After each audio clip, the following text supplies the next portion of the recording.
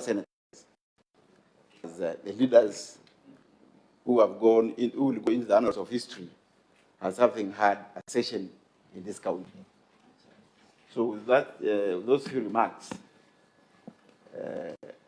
maybe I would request you to, you will make yours later. I would run through the program.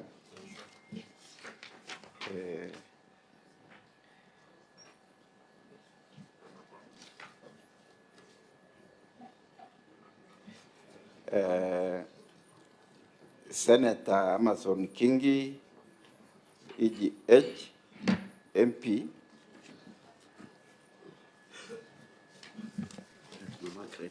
Oh, leaders. Okay, karibu.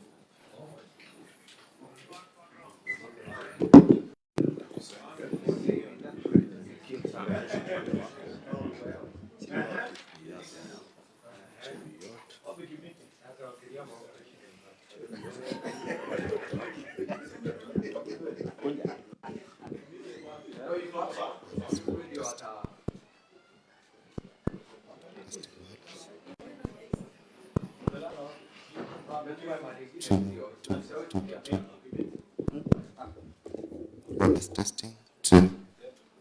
Testing.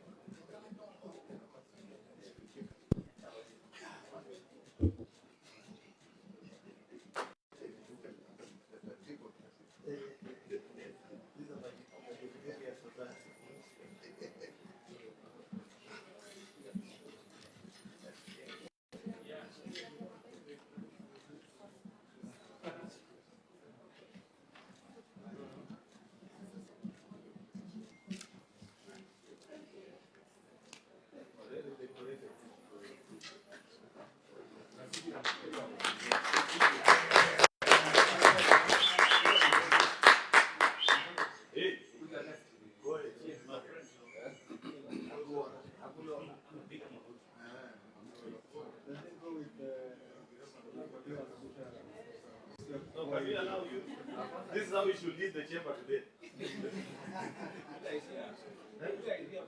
Yeah, it's allowed. Speaker. I'm sure that you will bless you this chamber. Hata mimi mwenyewe. Haiwezi anguka.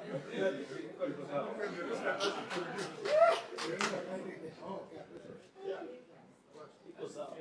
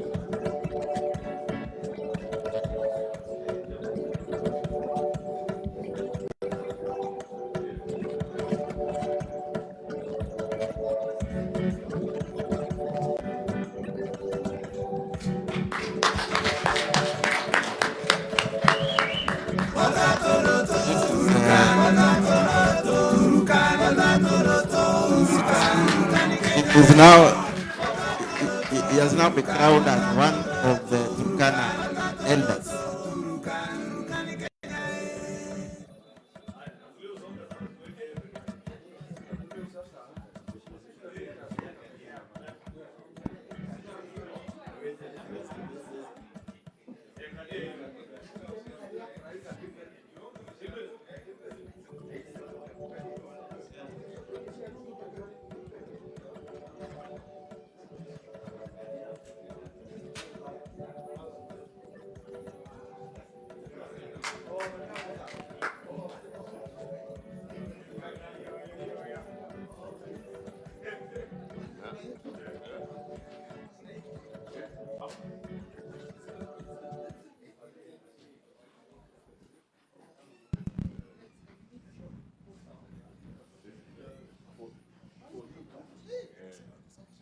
Once everything's perfectly organized, I'll start working on my thesis. Grantley will achieve.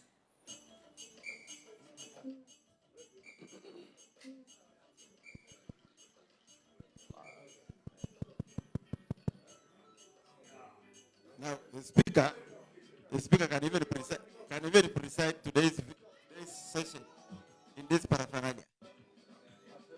Yes, and is fully recognized as an elder according to the Turkana culture.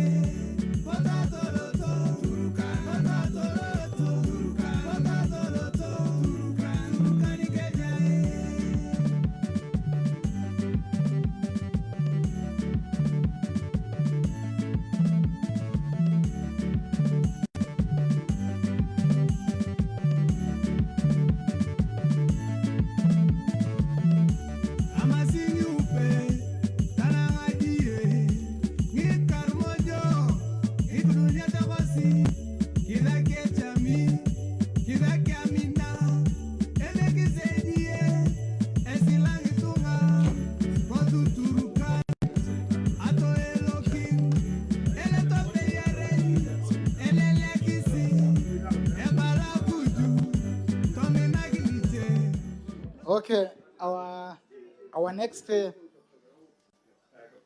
next person to be inaugurated is Senator Aaron Churiet, the majority leader of the Senate.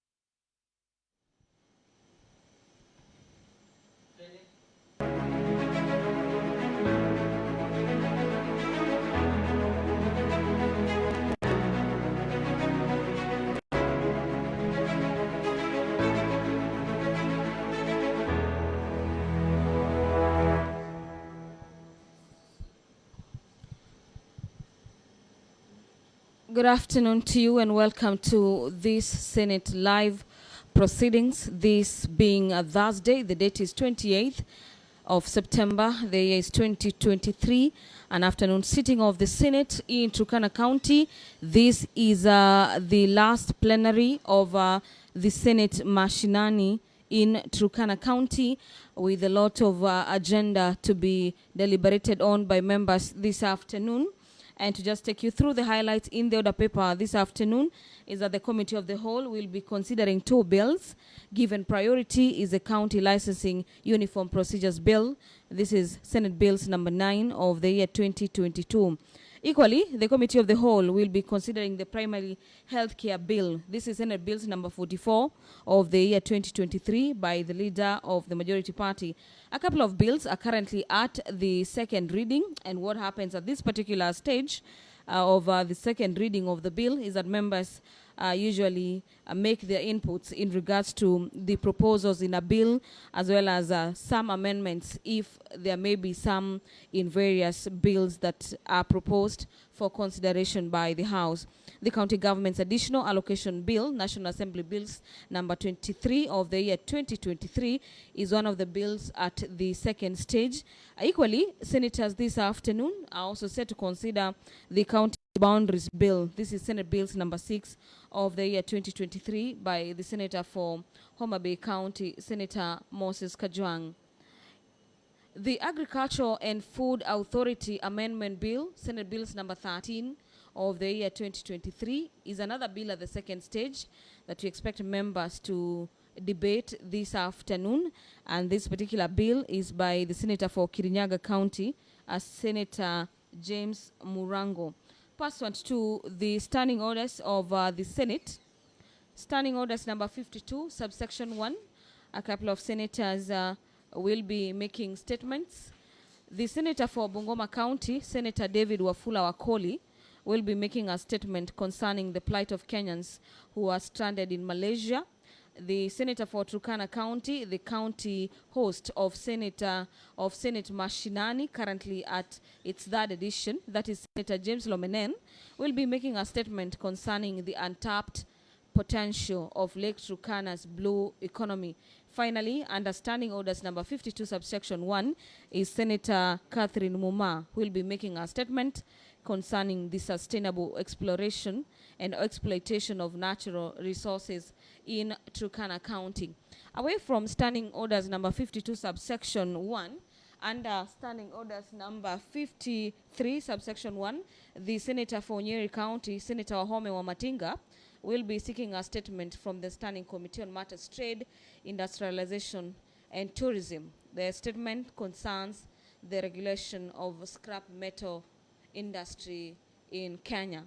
The Senator for Nyeri County will equally be seeking a statement from the Standing Committee on Matters Education concerning the circumstances that led to the death of Master Caleb Odanga while on a school trip.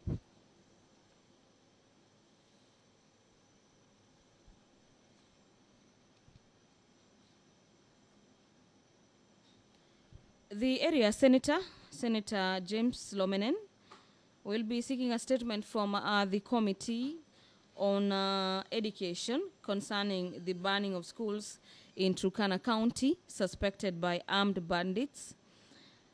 The senator has a couple of statements that he'll be seeking, and another one is the statement from the Committee on Roads, Transportation and Housing concerning the state of rural roads in Turkana County.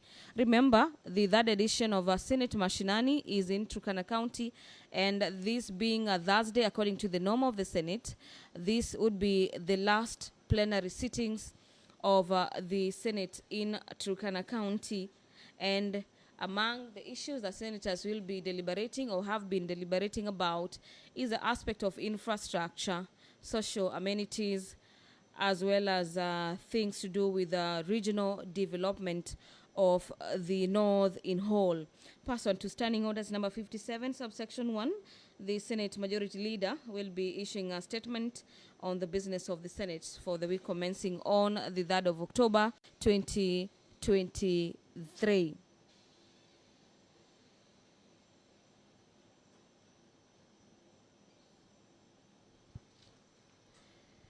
The Senator for Kiambu County, Senator Karungu Wathangwa will be seeking a statement from the Standing Committee on Matters Land, Environment and Natural Resources regarding the mitigation efforts by the government to control the overflow of Karimenu 2 Dam. The Senator for Baringo County, Senator William Cheptumo, will be seeking statement from the Standing Committee on Matters Land, Environment and Natural Resources regarding the settlement of outstanding compensation claims for deaths and injuries caused by snake bites. If you're just joining us, you're watching the live proceedings of the Senate brought to you by the Kenya Broadcasting Corporation in collaboration with the Parliamentary Broadcasting Unit. You can also follow up on this particular live broadcast courtesy of our YouTube channels, that is Parliament of Kenya, as well as on KBC Channel 1, and we are also live on Signet nationwide on Senate TV. My name is Gladys Mungai. I can see Speaker Honorable Amason Kingi is already in the chambers. Allow me to hand you over for these particular live proceedings. Enjoy your viewing.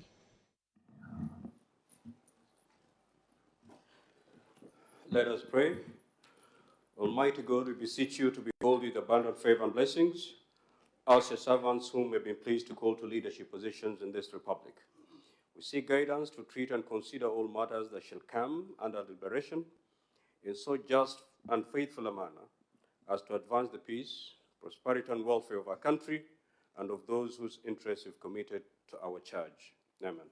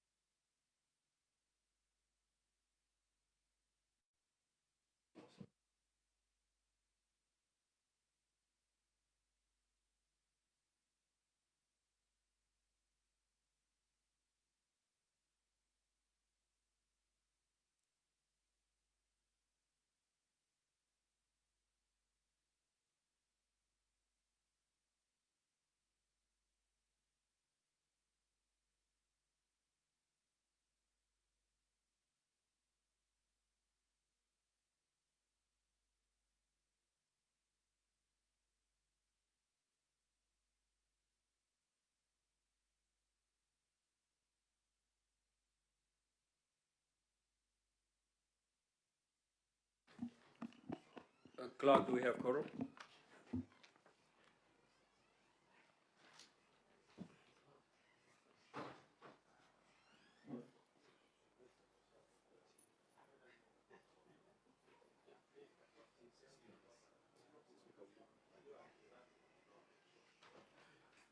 Proceed to call the first order, please. Order number 1, administration of oath. Order number 2, communication from the chair.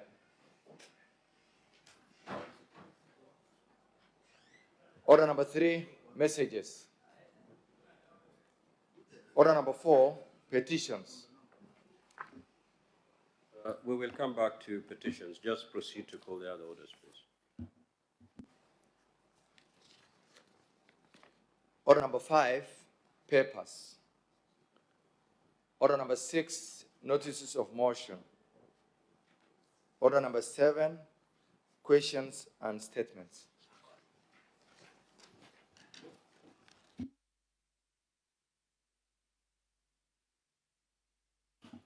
Honorable Senators, we will start with a statement pursuant to Standing Order 57-1. That is the statement by the Majority Leader.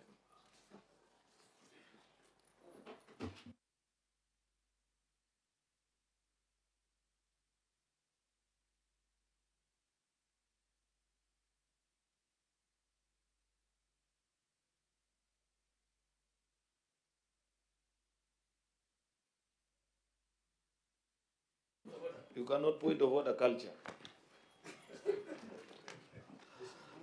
Statement Mr. Speaker, this is a statement by the Majority Leader on the business of the Senate for the week commencing Tuesday, the 3rd of October 2023, pursuant to Standing Order number 57-1.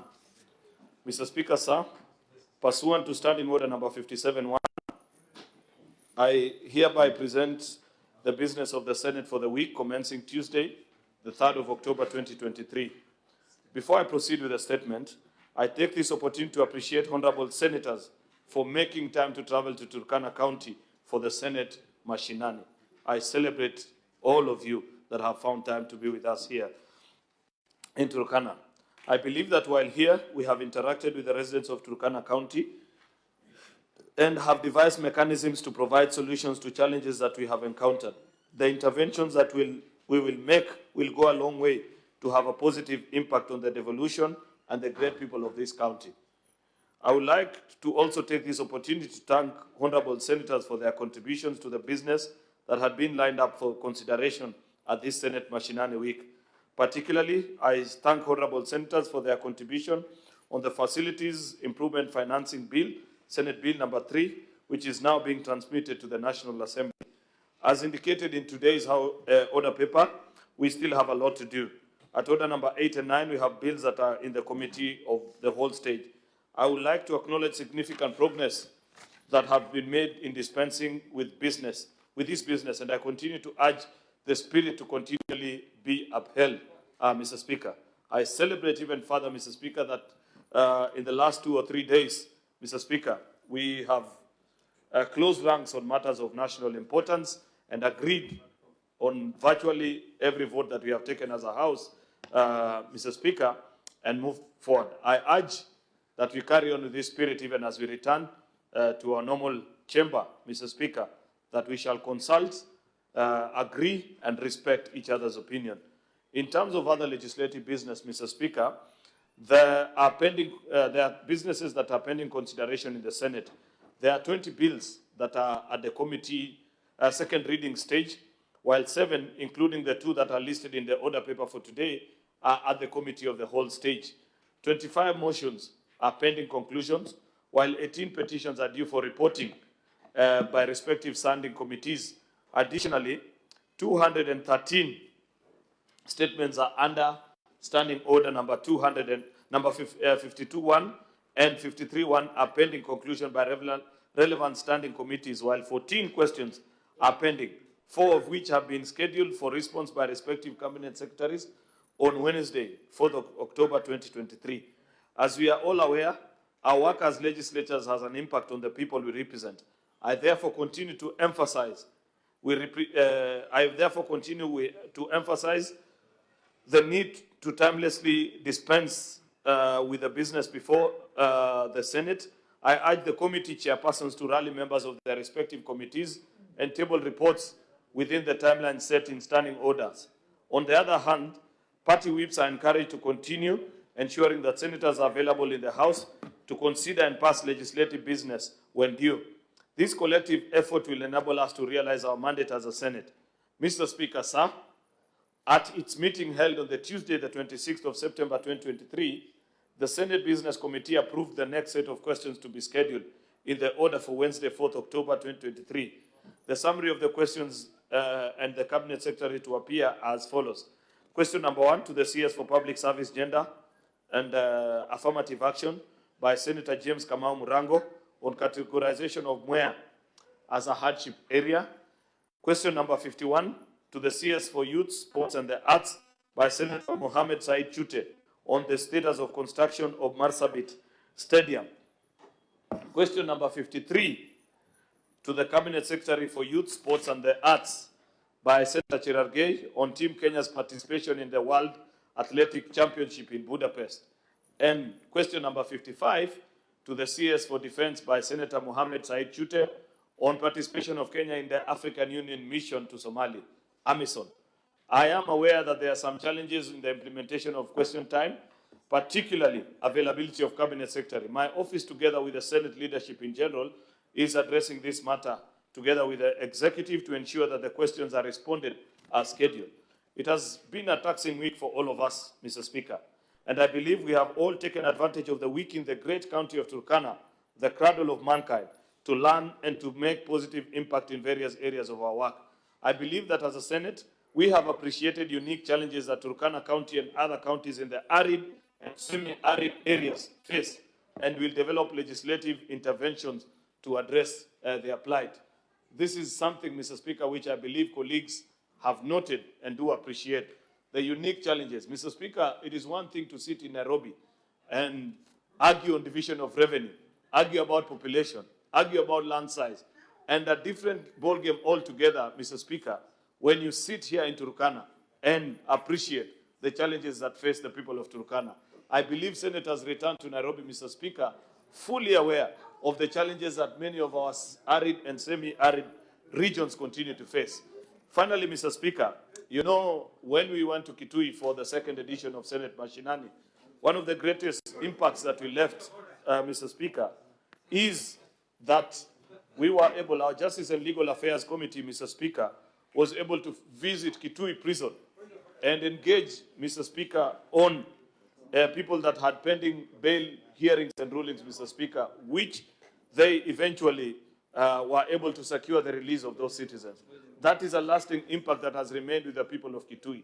As we leave Turkana, Mr. Speaker, it will be important for the various committees to ask themselves, what is it that is of impact to the people of Turkana and Kenya as a whole that they live while they depart from this particular county, Mr. Speaker?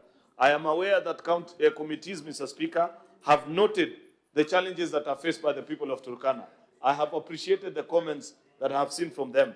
Mr. Speaker, I have seen, for example, comments from members of the Agriculture Committee who are scheduling to invite the CS for Agriculture to respond why the nationally celebrated fertilizer subsidy program has not commenced here in Turkana County. Turkana is part of Kenya, Mr. Speaker, and they deserve to get the fertilizer subsidy program, Mr. Speaker. Mr. Speaker, we interacted with the CS for energy yesterday morning. It cannot be that one of the greatest sources of energy that is used across the country is energy deficient, and the citizens of this county have to survive without the national grid supply of the national grid in many of their homes and even institutions such as the county assembly, Mr. Speaker. I do hope that as the cabinet minister promised this house, Mr. Speaker, he is going to ensure, Mr. Speaker, that that question is resolved and the people of Turkana will have the Senate of the Republic to thank for speaking up on the issue of energy crisis in this county and ensuring that it is resolved. I know, Mr. Speaker, that colleagues have noted various things which in their various committees they will seek to address as we return to and go back to Nairobi to ensure that the meaningful impact of our visit is felt for years down the line, and people will appreciate that it was not just in vain that we came to the county of Turkana. Finally, I take this opportunity to thank the Turkana County government, led by Governor Jeremiah Lomurukai, and the Speaker of this great county assembly, Mr. Speaker, the Right Honorable Christopher Nakuleo, the members of the Turkana County Assemblies, the clerk, the staff of this great county assembly, for their warm hospitality during our stay in Turkana. We can never say thank you enough. We shall continue to collaborate and work together with you so that you may realize your aspirations as a people. I hereby lay the statement on the table of the Senate. I thank you, Mr. Speaker. Thank you. Now we will move to the statements pursuant to Standing Order 52-1. Senator Wafula.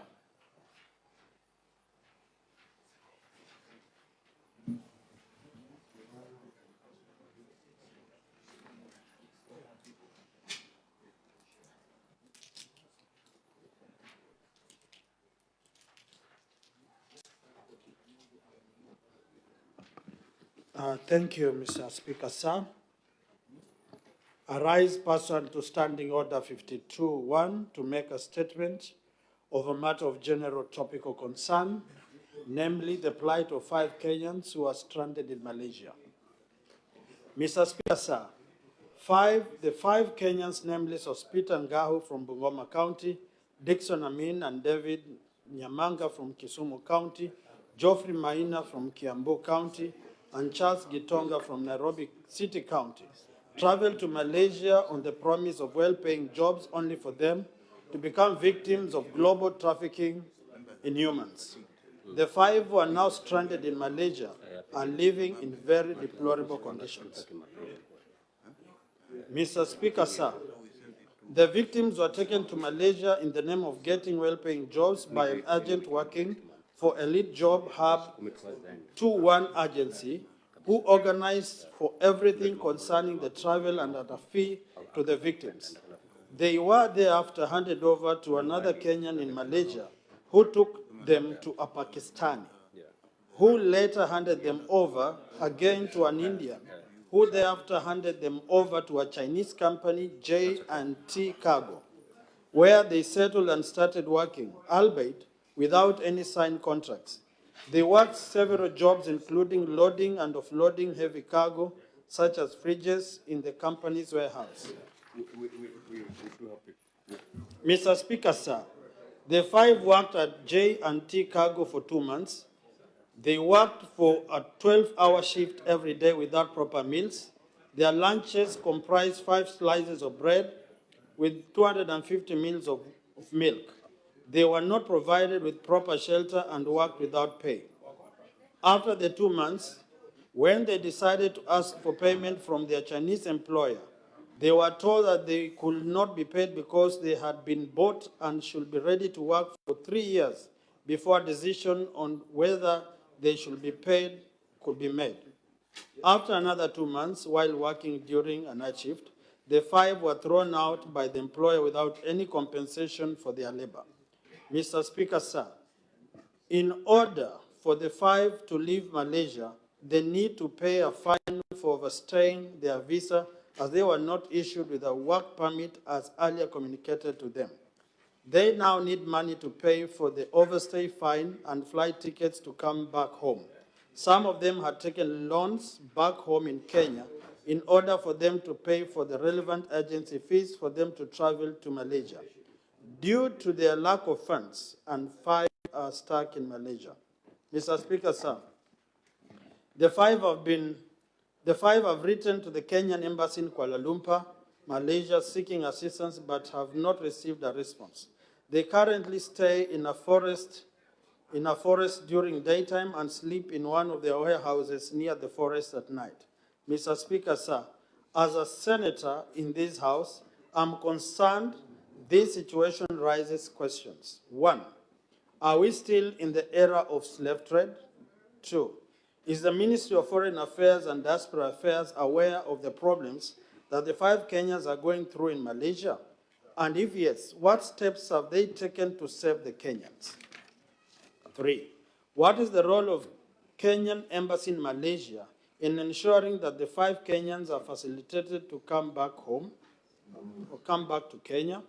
Mr. Speaker, sir, I therefore urge the Standing Committee on Labor and Social Welfare, in collaboration with the Ministries of Foreign and Diaspora Affairs and that of Interior and National Administration, to inquire into this matter and ensure that the people who are involved in human trafficking activities are dealt with. Thank you, Mr. Speaker, sir. Thank you, Senator Wafula. Senator Fuller, that statement could have been raised appropriately under Standing Order 53.1 so that we can commit it to the relevant committee. However, I will invoke my discretion pursuant to Standing Order 1 and commit that statement so that at least the situation is probed and the 5 Kenyans get justice. Thank you.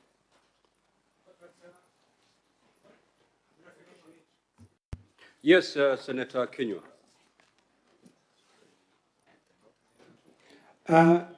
Mr. Speaker, I've listened to Senator Wakoli, and he's asking whether you can commit to the Committee of Labor, but that matter is not within Kenya. I thought it's supposed to be committed to the Committee of National Security and Foreign Affairs. Just a point of clarification, Chair. Sure, it will be committed to the relevant committee. He has listed a number of committees, including that of Foreign Affairs. So if the lead committee should be, of course, the Standing Committee on Foreign Affairs and Diaspora Affairs. Yeah. Now, I'm not seeing the host senator here. He had a statement to make under that standing order, so we'll defer that. Nominated Senator Catherine Muma is not present. She left yesterday, and then proceed to you're holding brief for Senator Cathy. Proceed.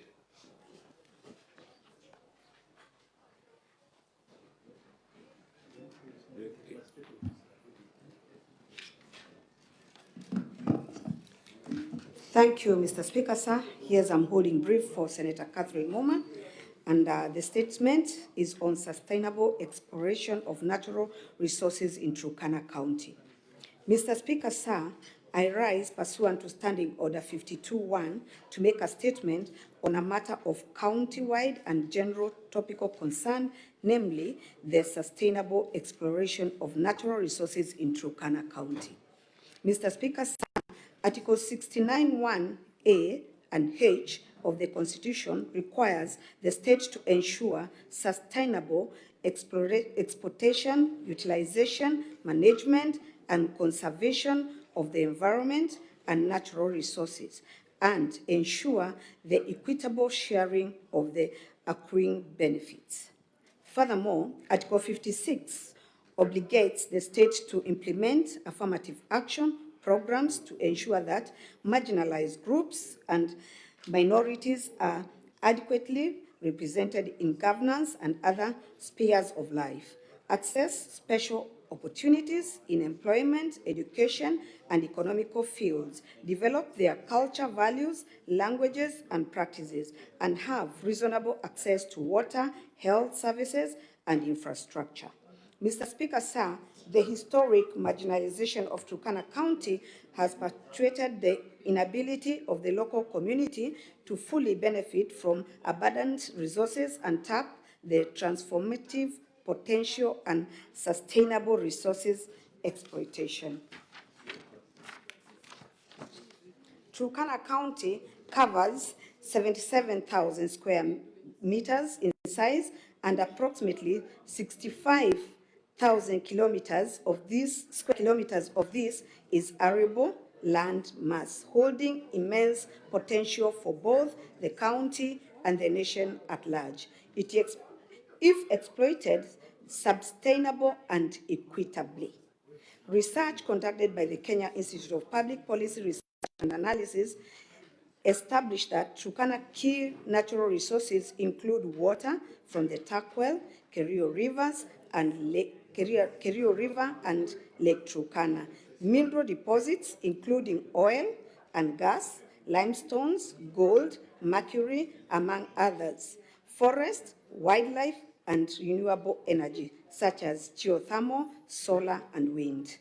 Mr. Speaker, sir, the exploitation of these resources has, however, been hampered by the internal and external security issues affecting Turkana County. This includes conflicts with the neighboring communities and cross-border issues with South Sudan, Uganda, and Ethiopia. These internal and external security issues have affected activities in Turkana, such as fishing and patriotism and mining. Order, honorable members. Senator Folamo, I could hear you yelling. Kindly allow the senator to make the statement in silence. This, I repeat, these internal and external security issues have affected activities in Turkana, such as fishing and patriotism and mining, resulting in limited development in the county, despite the abundance of resources. Mr. Speaker, sir, without affirmative measures and programs to increase investment for sustainable exploitation of those natural resources, Turkana County will remain as a marginalized area with limited development and benefits to its people, future generations, and the nation at large. It is important that community engagement and participation be incorporated in decision-making process regarding decision-making processes regarding the sustainable exploitation of natural resources to ensure that the interests and rights of the local community are protected and promoted. Mr. Speaker, sir, it is from the foregoing that I call upon the Standing Committee on Lands, Environment and Natural Resources to seek an audience with the Council of Governors and Cabinet Secretaries for Environment, Climate Change and Forestry, Energy, Petroleum and Mining, and Interior and National Administration with a view to, one, assess the affirmative action and programs put in place, if any, to facilitate the sustainable exploitation of natural resources in Turkana. Outline measures taken by both the national and Turkana County governments to protect and safeguard Turkana County residents from insecurity. Explore avenues for international cooperations to address cross-border issues and enhance security in the region. And finally, evaluate the extent of community engagement in decision-making regarding the exploitation of natural resources in Turkana County and recommend measures to ensure community participation. I thank you, Mr. Speaker, sir, on behalf of Catherine Muma, Senator. Thank you. Statements pursuant to Standing Order 53-1, the Honorable Wamatinga.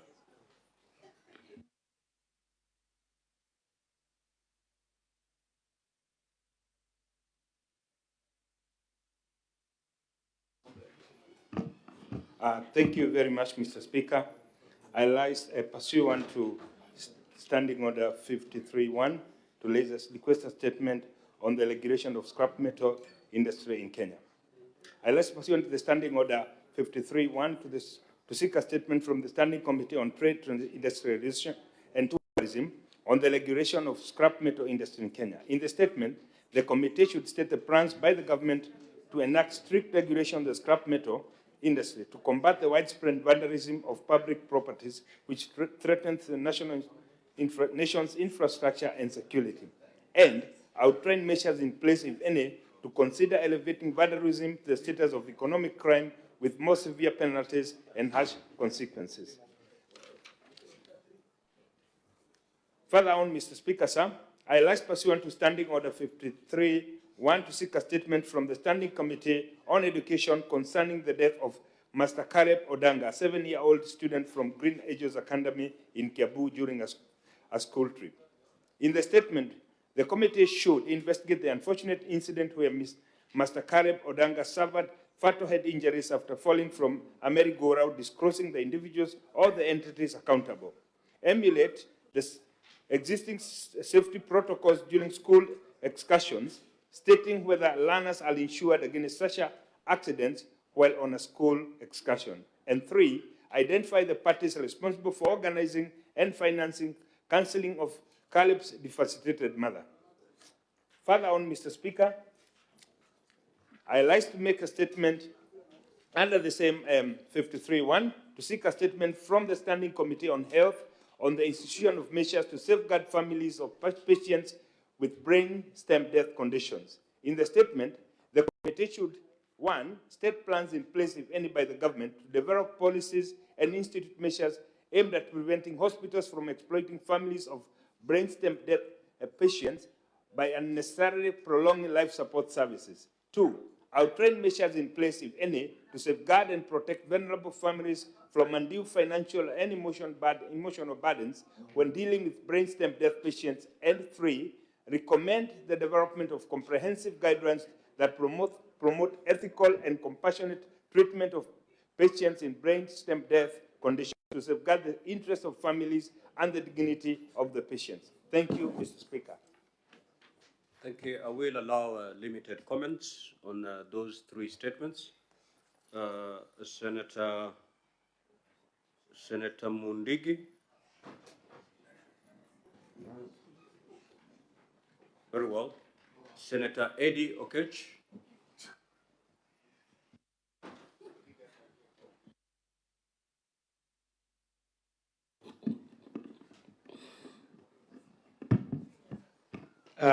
Mr. Speaker, I would wish to make a few comments on the statement by the Senator for Bungoma, Senator Wafula. Mr. Speaker, it is indeed very saddening to actually learn from this House, from the floor of this House, that there are a number of Kenyans who can still be treated like slaves, taken out of this country, and even after sharing their plight in whichever manner that they shared, to the extent that those plights in Malaysia found themselves into this House, it seems like the minister, or rather the CS in charge of this country's foreign affairs, is completely unaware. It's very unfortunate, because by the time information travels from Malaysia, gets to the ear of a senator in this country, I would imagine that numerous efforts will have been made in a number of places to make sure that those Kenyans are treated like human beings. And this, Mr. Speaker, just shows how lackadaisical perhaps our ministry, or rather the minister in charge of foreign affairs issues, Mr. Speaker, is.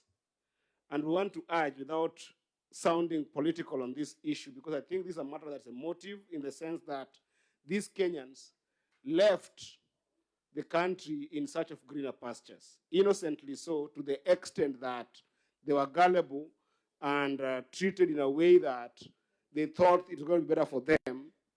This is an issue that I hope that even if it is committed to any other ministry other than the ministry responsible for foreign affairs, Mr. Speaker, I would wish that the ministry takes it as a diplomatic issue, and an issue that must be escalated to the extent that our embassy in Malaysia, together with the relevant institutions in Malaysia and the Malaysian government, must have these Kenyans brought back home within a very specified time, without them facing further abuse in Malaysia. And this should never happen, Mr. Speaker, in a country where we are priding ourselves to be a leading economy in East and Central Africa. It's happening when our country is releasing policemen to go and assist a country such as Haiti to fight crime that are of this nature, Mr. Speaker. These kind of abuses. How then are we as a country going to help another country deal with these kind of crimes and abuses, including using taxpayers' money to get the police to Malaysia, when our own are suffering in Malaysia and we're sending people to Haiti? So it is a shame that we must call out, and it is a shame on the minister responsible for foreign affairs. It is also a shame for the minister responsible for labor, and this is something that must stop. And Mr. Speaker, I hope that the relevant committee will ensure that there is a timeline and a commitment to make sure that those Kenyans come back home. I thank you, Mr. Speaker. Senator Kinyua. Asante Bwana Spika kwa kunipa fursa hii. Ni kweli na ni jambo la kuvunja moyo sana Bwana Mwenyekiti, ya kwamba Wakenya wametoka nchini kwenda kutafuta ajira katika nchi za ng'ambo Bwana Spika, wanaenda wanakumbwa na mashaka Bwana Spika. Lakini hata hivyo Bwana Spika, serikali inajua, serikali ya Kenya Kwanza tayari inajaribu kuangazia mambo haya Bwana Spika. Mfano Bwana Spika, ukiangalia tayari wameajiri wauguzi wa nyanjani zaidi ya 100,000 Bwana Spika. Vile vile Bwana Spika, unapata tayari wamepeana pembejeo niposa wakulima wetu waweze kupata angalau afueni ndio waweze kufanya kazi yao Bwana Spika. Lakini hata hivyo Bwana Spika, ni vizuri kamati yetu ambayo itapewa fursa hii ya kuangazia haya maneno Bwana Spika, waangazie kwa kindani ndio tupate suluhu la kudumu Bwana Spika, ili Wakenya waweze kupata afueni Bwana Spika. Bwana Spika, jambo lingine ni kwamba shule zetu zinapaswa kuwalinda watoto wanapoenda katika safari za shule, kulingana na vile ambavyo taarifa iliyosomwa na seneta wa kutoka Nyeri wa Matinga kusema ya kwamba iko wanafunzi walienda katika safari wakapata shida na mmoja wao akaweza kufa Bwana Spika. Kwa hivyo ni vizuri wananchi, walimu wanapopeleka watoto katika safari waangalie kabisa Bwana Spika, ndio waweze kuwa wasipate madhara wakati wameenda. Kwa hivyo kamati ya elimu Bwana Spika, ambayo inaongozwa na Joe Nyoto, najua ataangazia hayo maneno ndio waweze kujua ni lipi lililotokea Bwana Spika, kosa lilitokea wapi. Ikiwa kosa litapatikana Bwana Spika, waweze kupata suluhu Bwana Spika, ambayo itasaidia wakati siku zetu za usoni. Asante Bwana Spika na nashukuru. Now, honorable senators, I will, pursuant to Standing Order 45-2, you will allow me to rearrange the sequence of today's order paper, of course, for the convenience of the House, to prosecute a bill that we need to take it through the Committee of the Whole. That is Order number 9. And of course, time allowing, we may prosecute the 2 bills that are ready to be committed to the Committee of the Whole. And therefore, we will straight away move to handle Order number 9 and 8. And once we are done with those 2, we will then come back and flow with the order paper as presented today. Clerk, kindly proceed to call that order.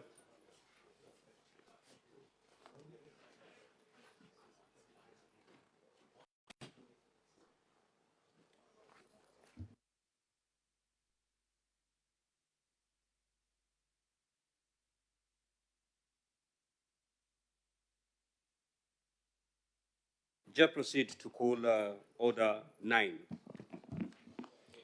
Order number 9, Committee of the Whole.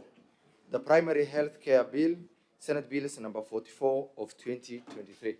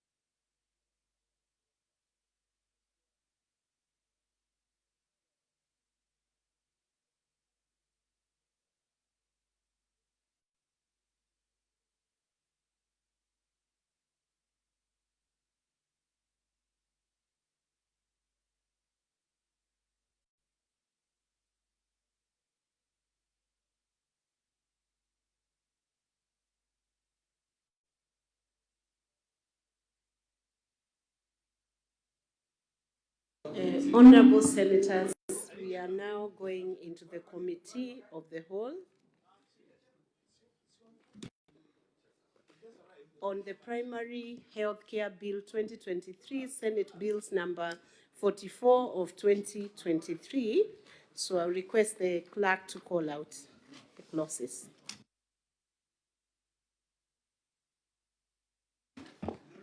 Clauses 3 and 4. I propose the question that clauses 3 and 4 be part of the bill. I put the question that clause 3 and 4 be part of the bill, division at the end. Next. Clause 5. I propose the question that clause 5 be part of the bill, and I invite the chairperson of the Standing Committee on Health, represented by Senator Essie Kenyuri, to present the amendment to the House.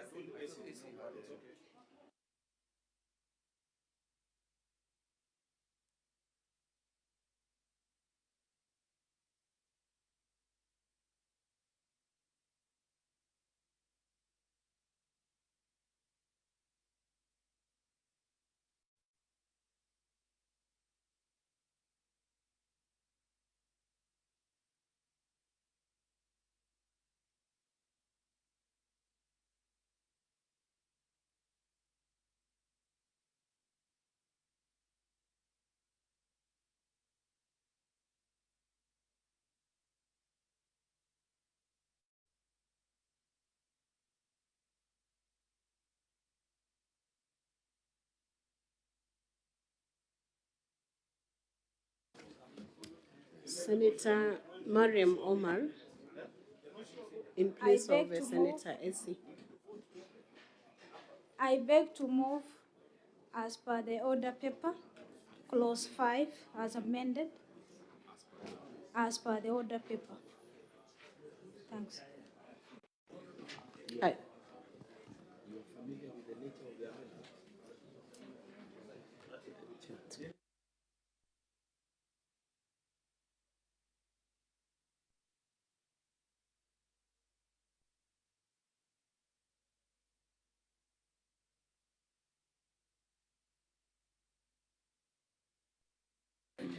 I propose the question that clause 5 be amended as proposed. I put the question that clause 5 be amended as proposed, division at the end. Next. Clauses 6 and 7. I propose the question that clause 6 and 7 be part of the bill. I put the question that clause 6 and 7 be part of the bill, division at the end. Next. Clause 8. I propose the question that clause 8 be part of the bill. I put the question that clause 8 be part of the bill, division at the end. Next. Clause 9. I propose the question that clause 9 be part of the bill, and I invite Senator Godfrey Osotsi to move these amendments.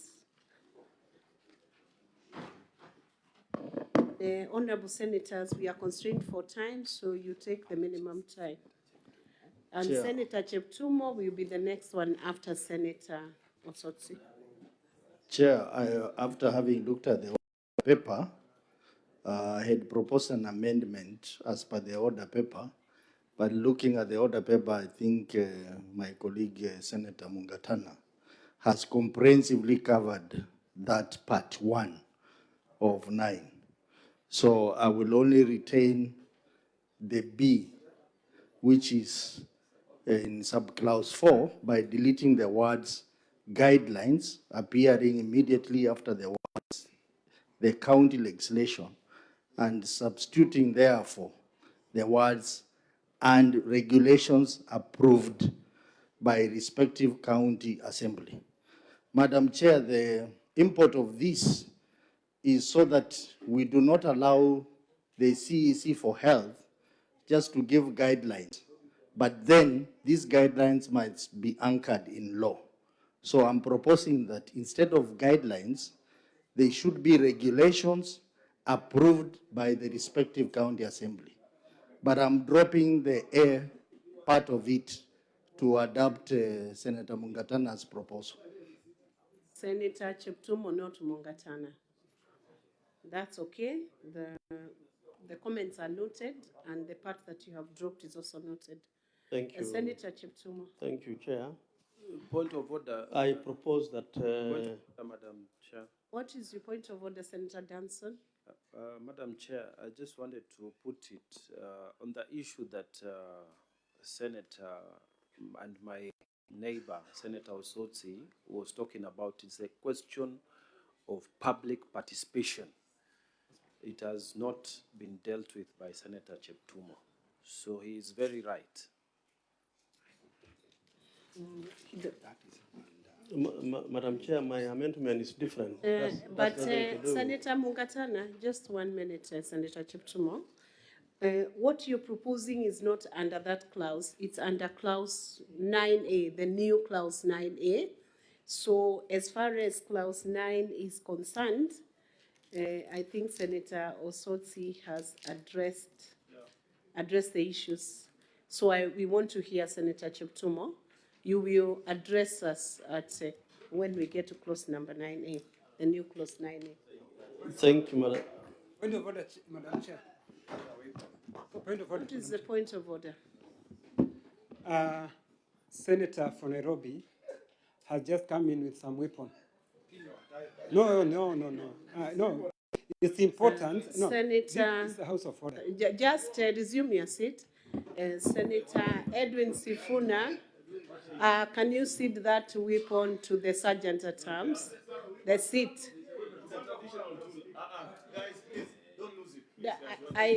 Madam Chair, I don't know what weapon you are referring to. Weapon. Which It's one? the item you came in with. This is the my, gift, this is yes. my seat. That's It's my okay. gift. Cede it to the sergeant at arms, then we proceed on. No, we have Madam little Speaker, I have time. been told that I cannot hand over this. This is a symbol of authority. What wamepeana? Everybody gave out the symbols.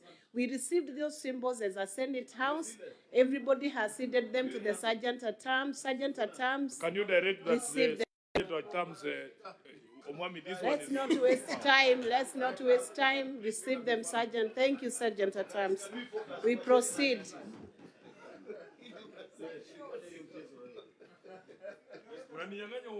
Senator Cheptumo, proceed. I propose that clause 9 be amended, clause 9 of the bill be amended in clause 2, subclause 2, by deleting the word or, appearing immediately after the words the national languages in paragraph F, and substituting therefore with the word N. Madam Chair, the justification is very simple. The two languages of English, Kiswahili, we must add again the local language for the promoters of healthcare. So that is really the basis of my amendment. I propose the question that clause 9 be amended as proposed by Senator Osotsi and Senator William Cheptumo. I put the question that clause 9 be amended as proposed by Senator Osotsi and Senator William Cheptumo. Next. Clause 10. I propose the question that clause 10 be part of the bill. And I request Senator Osotsi to address the House on the proposed amendments on clause 10.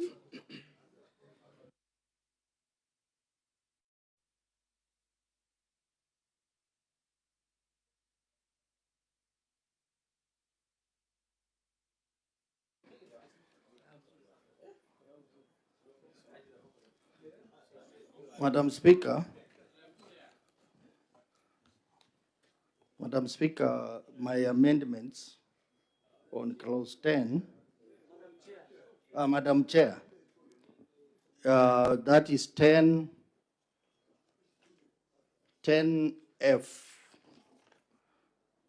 subclause 3F is meant to delete the provision on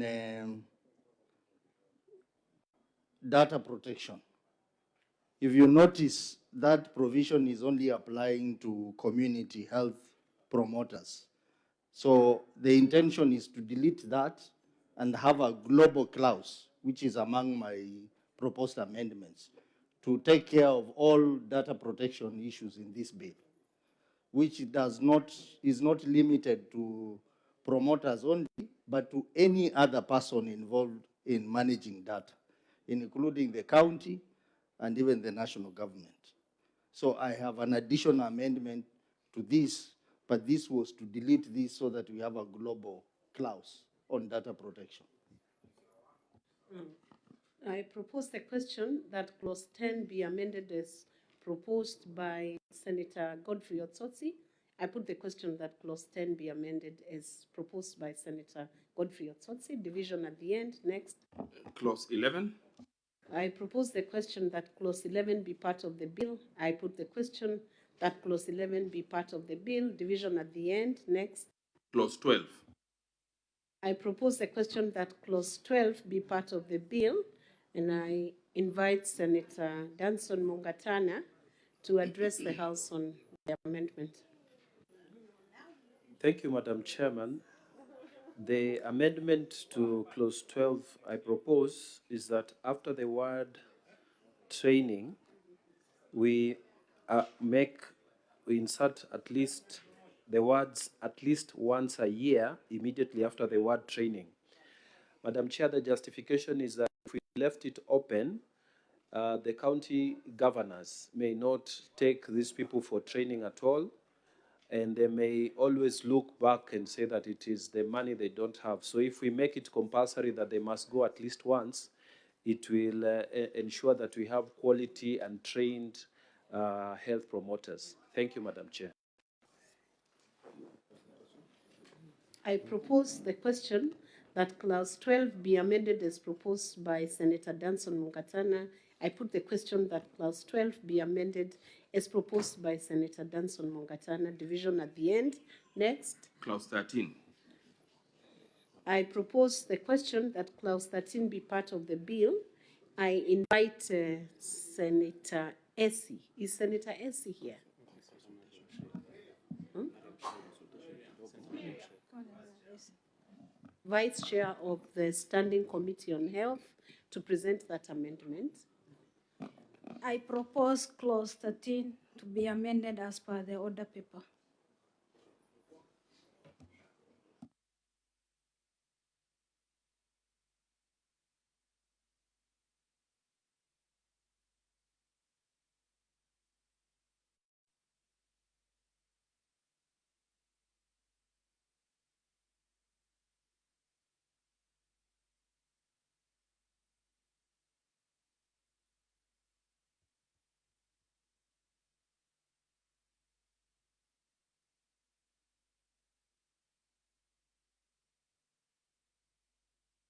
Now, that clause number 13, there are different proposals on amendments by Senator Godfrey Otsoti, Senator Eddie Okech, and Senator Danson Mungatana.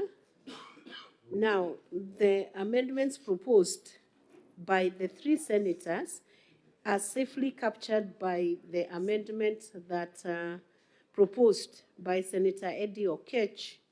So I'll give you half a minute each to present your amendments and to consider dropping your amendments in favor of Senator Eddie Okech, which captures and goes beyond your proposed amendments, the three senators. Just for the record, you need to clarify something, because when the Vice Chair stood up, she proposed that clause 13 be passed as amended. So which version is she talking about? There is need for clarification on that, for the record. And I don't think whether she's supposed to be proposing or moving an amendment. She's moving an amendment, which we have not closed out on, and that's why I've raised to the House that there are three other senators who have moved amendments, proposals for amendments, and further informed the senators that the amendments could easily be captured by what is proposed by Senator Eddy And Eddie's proposal also expands beyond the proposed amendments by the two other senators. So I want to give each of them half a minute to present their amendments and see whether we can accommodate all of them under one amendment. So we start with Senator Otsotsi, Senator Danson Mungatana, and then Senator Eddie will be the last one. Thank you, Madam Speaker. Madam Speaker, the import of my amendments, which I agree I'm going to drop it, was so that to delete 13F, which I felt is infringing on the PFM Act and also the Constitution, because it says coordinate with the National Treasury and other development partners for mobilization and allocation of adequate resources. You know that is not the role of either government, but I am looking at Eddie's proposal where he's proposing to amend so that to say the national government shall appropriate and transfer to the county revenue fund of respective county governments such monies as shall be required for effective performance of the function under this act. So that effectively covers. Yeah, so I support. And that is the same proposition that was made by Senator Omar on behalf of the chair of the Health Committee. So Senator Mungatana. Madam Chair, there are two proposed amendments under Clause 13 from my side. The first one is the introductory clause, so that instead of having what the committee is saying, we make it clear and say the Cabinet Secretary shall provide policy direction for the effective provision of primary healthcare services by county governments and shall for these purposes. So that the way the committee has said, just saying Cabinet Secretary shall is not sufficient. But if we put it that the Cabinet Secretary shall provide policy direction, then that captures the spirit of the Constitution. So that is the first bit. The second bit, I want to concede that the proposition by Honorable Senator Okech covers my concerns, and so I will drop mine. Thank you, Madam Chair. Thank you, Senator. Senator Eddie, quickly.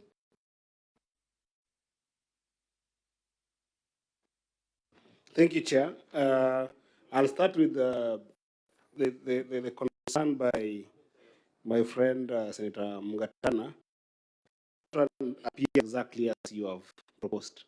If you look at my proposal on that introductory clause, it actually reads the Cabinet shall provide policy direction for the effective provision of primary health care services by county government and shall for this purpose. It continues. I think that is cared for. I also agree that the concerns on F by Senator Osoti is also taken care of. But Madam Speaker, I think that I actually also sought to separate the issue of management vis-a-vis the issue of policy formulation. And therefore, I'd chose to change part 4 in terms of the heading. So it provides, it doesn't mix the role of national government and the role of county government into a convoluted idea of management, so that part 4 will read the role of national government in primary health care policy, and therefore there are consequential clauses that does affect, which I think are the consequential clauses that my brother Osoti has talked about.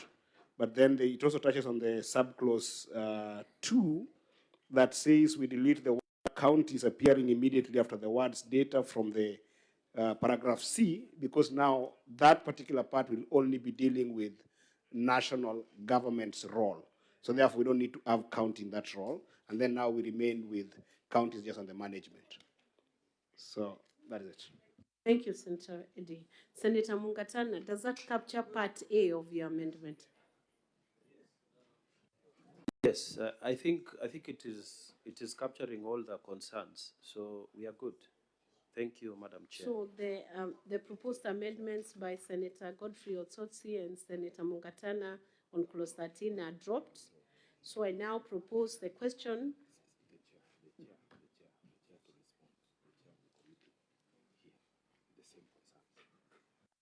Chair of the Committee of Health, do you have any concern? The amendment is as per Senator Eddy's proposal. Chair, I have no concern. I think it's okay. So the proposal by the chair of the Health Committee is equally dropped. So I now propose the question that clause 13 be amended as proposed by Senator Eddy. I put the question that clause 13 be amended as proposed by Senator Eddy. Division at the end. Next. Clause 14.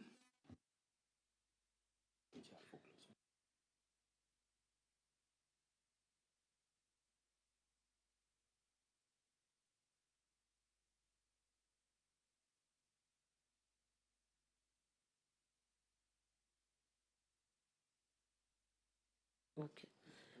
On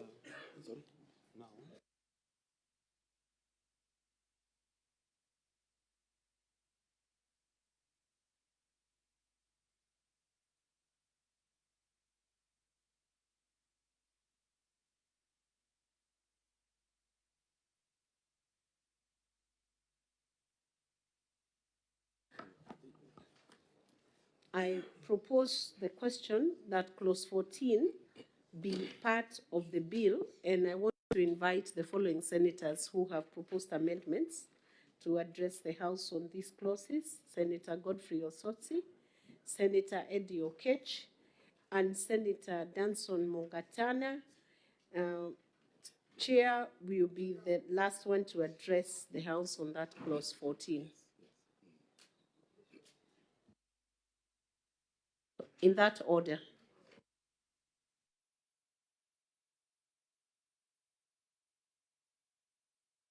Madam Chair, I beg that the amendment, my amendment on clause 14, be amended as per the order paper.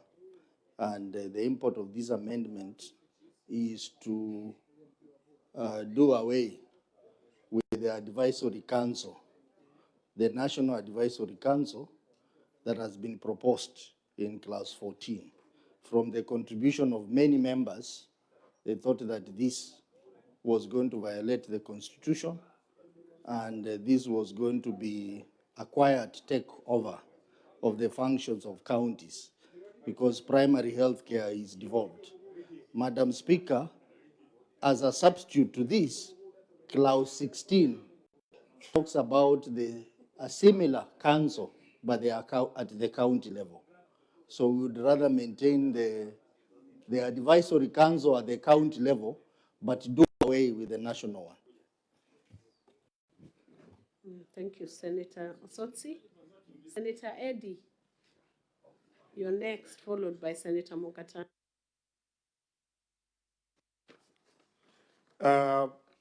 Chair, I think I also had proposed. Chair, may I add here in silence? Some people are excited to be And the chairpersons of honorable some. member be heard in silence, Senator Methu. Please maintain silence. So, Chair, this is one of the clauses that we have had conversations on this floor, and even outside this floor. Honestly, we have had a number of back and forth with the majority on this particular clause. I've also had an opportunity to have a side conversation with the majority whip. And Mr. Speaker, this was one thing that I wanted to persuade that as a House, we must stand for devolution. In the sense that even if you are to vary the membership of this council to the extent that the ministry has got one or two people, and then the rest of the people are coming from different departments and functions of the county, the ultimate power of that council lies with the ministry. to the extent that reporting and correspondences and any other responsibility of that committee, they are answerable to the ministry. The moment we do that, then we completely plow on devolution, and we take the primary health care to the ministry. So that's why I strongly believe that this clause should not be part of this bill, and we do away with the. I would want to hear what perhaps the two leaders think of the House from the other side, and maybe Bonnie and majority can also maybe churn on that. Not yet. Senator Danson Mukatana, let's hear your views. Chair, I also had filed an amendment, and my proposal was that we delete the entire clause 14, just like my two previous honorable senators have said. My reasons are this. Madam Chair, when you look at the Constitution, Schedule 4, there is a separation between the national duties and the county duties.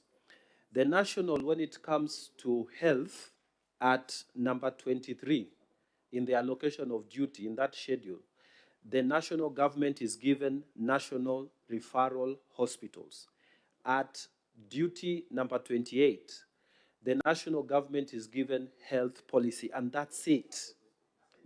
Madam Speaker, when it comes to county government at part 2 of that schedule, it says county health services, including county health facilities and pharmacies. B, ambulance services. C, promotion of primary health care. So health care is only for referral and only for health policy. So it will be wrong for us to purport, in fact, very unconstitutional, for us to purport to create a primary health care advisory council at the national level, which is not there in the Constitution. So, Madam Speaker, Madam Chair, I propose that we totally delete this, because if we don't, and I hope the chair of the Health Committee is listening to me, if we don't, this will be subject to litigation. And I also wanted to add, Madam Speaker, those duties, the functions that have been are given to primary health care advisory at the national, they can be done by one of the directors in the ministry. But all the real duties must be carried out at the county level. I thank you, Madam Speaker. Yes, members will make our submissions very short because of the element of time. Chair, I want you to address yourself to that question while understanding that the request by the other members, the proposal is to drop, to delete. Honorable Chair and honorable members, I hear my colleagues on that, but allow me to persuade them otherwise, that we retain that clause. If you look at the composition, what we have proposed ourselves as a committee is to remove the caucus of vice chancellors and put there the director of Kenya Medical Training College for purposes of training. But if you look at that body, it's basically to advise the Cabinet Secretary on policy matters. And if you look at subclause 4, Senator Eddy and Senator Mungatana, it says, in the execution of its function, the Primary Healthcare Advisory Council shall be guided by the principles under the Constitution, health laws, policies, guidelines, and relevant international instruments. 2, there is the aspect of inter-county. And you know, when we are talking of primary health care, we are talking of prevention, and you know, prevention of some of these diseases that can easily spread within a very short time. There will be need for some certain coordination. It will be almost impossible to ask counties how they are going to sit. They need an anchor kind of place to centralize. 2, clause 15 then provides for the implementation bit, which will be handled by the county. Finally, the health of the nation is the aggregation of the sum totals of the efforts of all counties, which now makes a national position.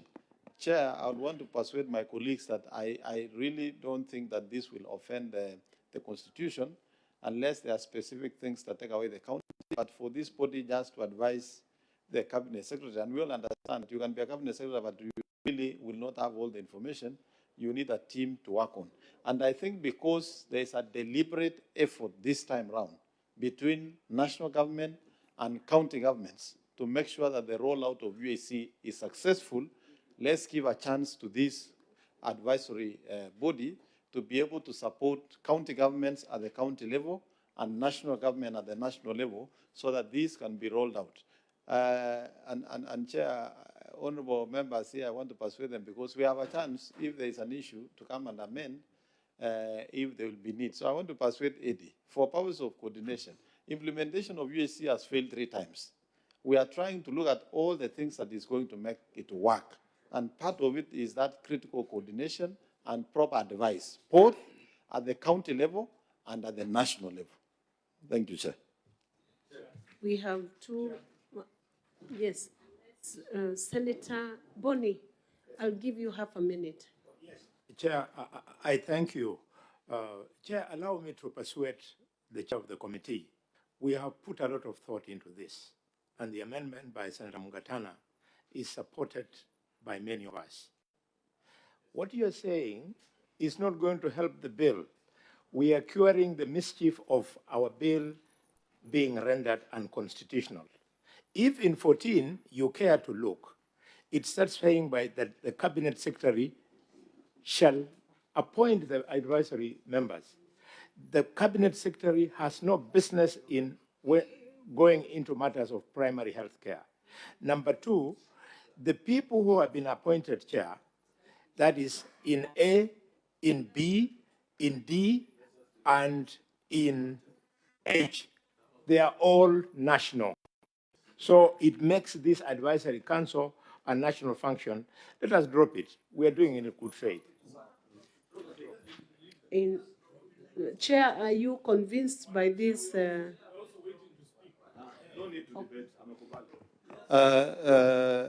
Honorable Chair, I think... allow the chair to work without coercion. Yes, Honorable Chair, since Senator Sifuna believes in, and he says he was waiting for advice of the senior Dr. Boni Kalwale, who has since advised that that clause is going to cure the mischief that is there in the bill, I agree that we drop that clause. Thank you, Chair. That is leadership. I propose the question that clause. I propose the question that clause 14 be deleted. As per proposal by Senator Danson Mungatana, I put the question that clause 14 be deleted as per the proposal by Senator Danson Mungatana.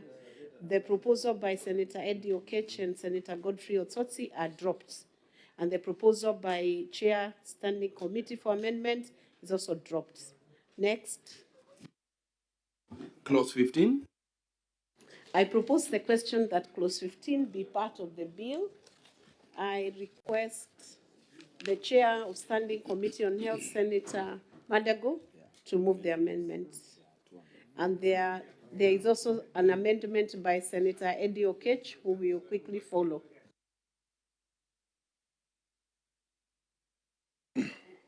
Honorable Chair, I beg to move amendment on clause 15, that clause 15 of the bill amended in paragraph C by deleting the words "and remuneration" appearing immediately after for the facilitation.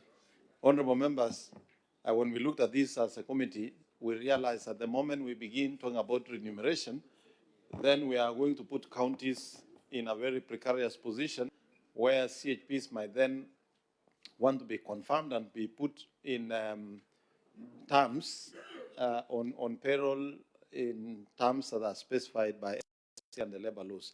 And because CHPs are not going to be paid a salary, they are going to be paid a stipend, we thought we need to delete that word remuneration. Thank you, Chair. Senator Eddie, half a minute. Madam Speaker, it's just the amendment is just a consequential amendment to the previous amendment on clause 13, just to change the title so that management is purely on the county government.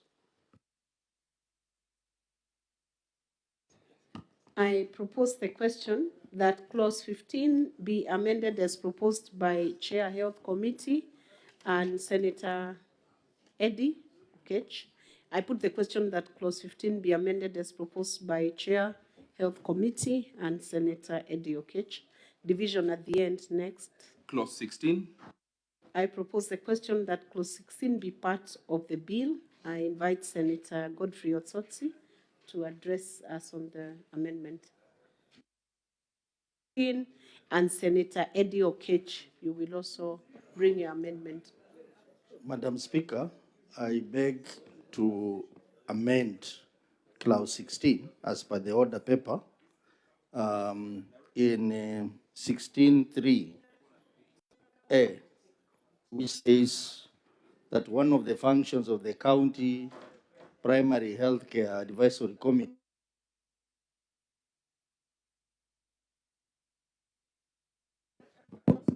will be promote oversight. I think, honorable members, the use of the word oversight here is misplaced because we know the role of oversight is by the county assembly in this case. So therefore, I'm proposing to remove that part, promote oversight, and retain the other parts, monitor and evaluate the implementation of primary health care. Additionally, M function talks about submitting quarterly reports to the Primary Health Care Advisory Council, the one that we have just deleted. So in that case, that function is not applicable. So I request members to support. Senator Eddie Okech, as you address us on the amendment, just know the amendment is covered by the proposal by Senator Godfrey Otsotsi, and it goes wider than your proposal.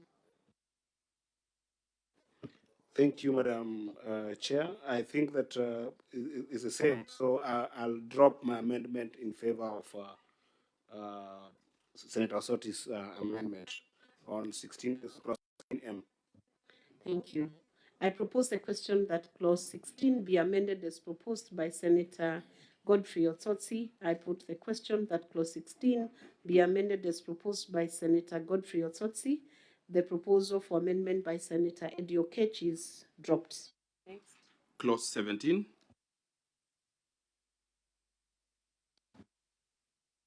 I propose the question that clause 17 be part of the bill. I put the question that clause 17 be part of the bill, division at the end. Next. Clause 18. I propose the question that clause 18 be part of the bill. I put the question that clause 18 be part of the bill, division at the end. Next. Clause 19. I propose the question that clause 19 be part of the bill. I invite the chair of the Health Committee, Senator Madago, to address.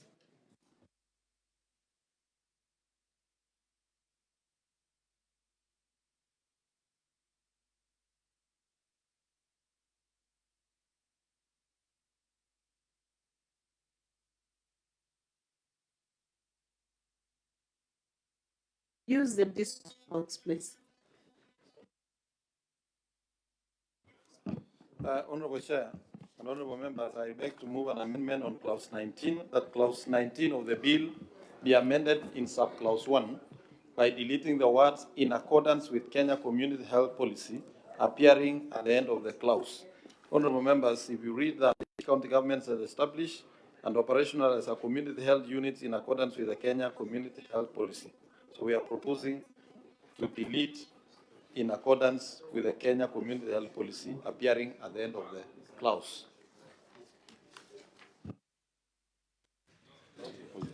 I propose the question that clause 19 be amended as proposed by Chair Health Committee. I put the question that clause 19 be amended as proposed by the Chair Standing Committee on Health. Clause 20.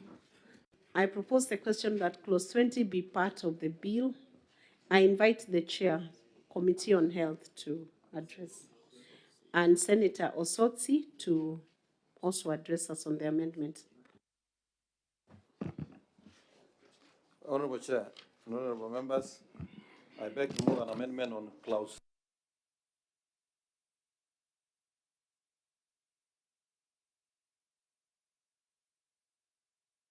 Immediately after the words are representative of in paragraph C and substituting therefore the word therefore with the word vulnerable. And B in subclause 3 by inserting the words renewable ones at the end of the subclause. Honorable members, we, as a committee, we thought to amend that word special interest and to be consistent with other provisions in the law that uses vulnerable. And the term of the committee, we also propose so that a committee can have a chance to renew at once. Thank you, Chair. Senator Johnson.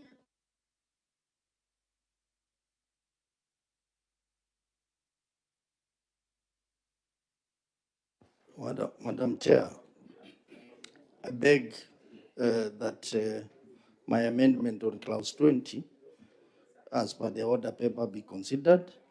And the essence of this amendment, Madam Speaker, is to amend section 20, subclause 3.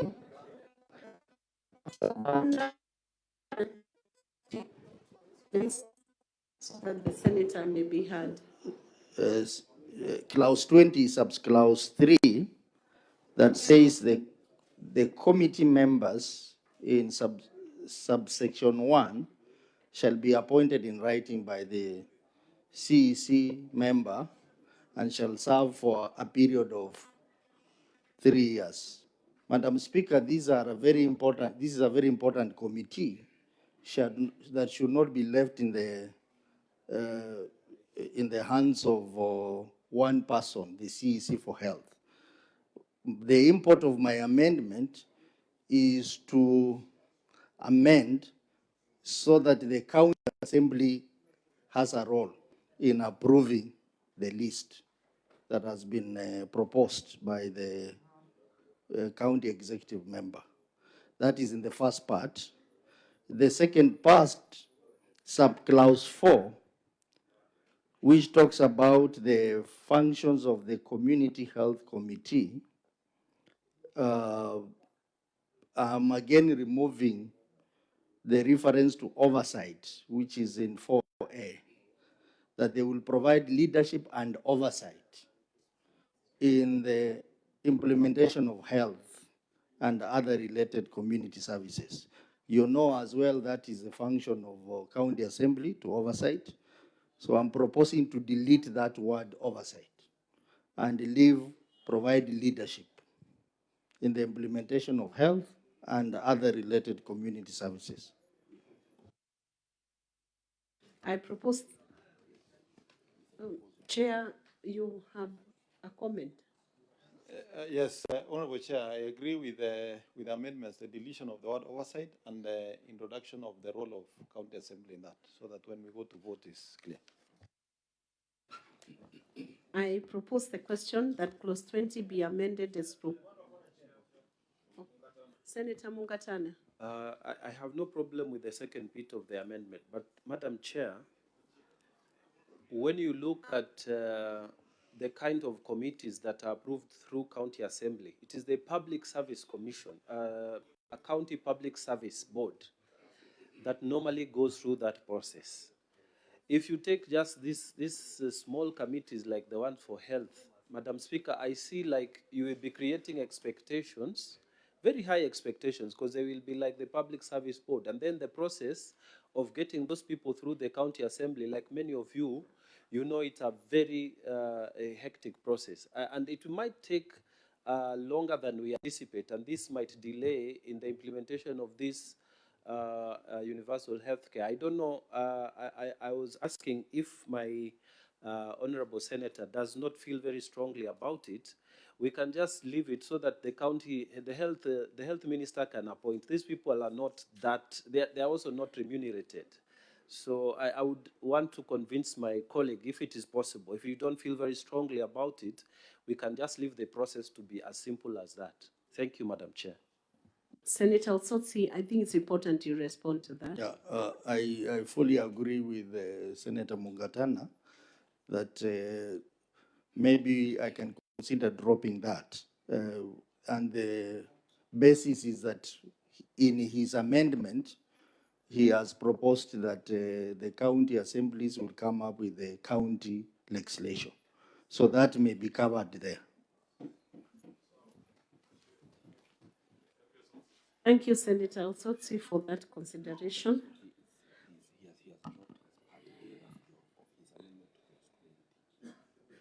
I propose the question that clause 20 be amended as proposed by the chair, Health Committee, and Senator Otsotsi, subject to the clause that has been dropped, clause part A, 20 part A. Division at the end. Next. Clause 21. I propose the question that clause 21 be part of the bill. I invite Senator Godfrey Otsotsi to address us on the amendment.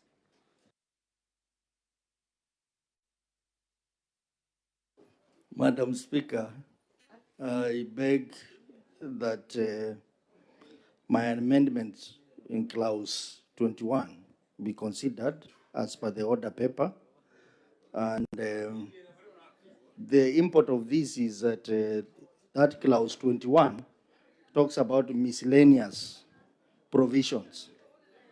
Madam Speaker, I'm proposing to amend clause 21 so that we can insert the following clause, that despite section 9, section 9 that talks about the process of selecting these promoters, a person appointed as a community health volunteer or a community health worker at the commencement of this act shall be deemed to be appointed as a community health promoters under this act.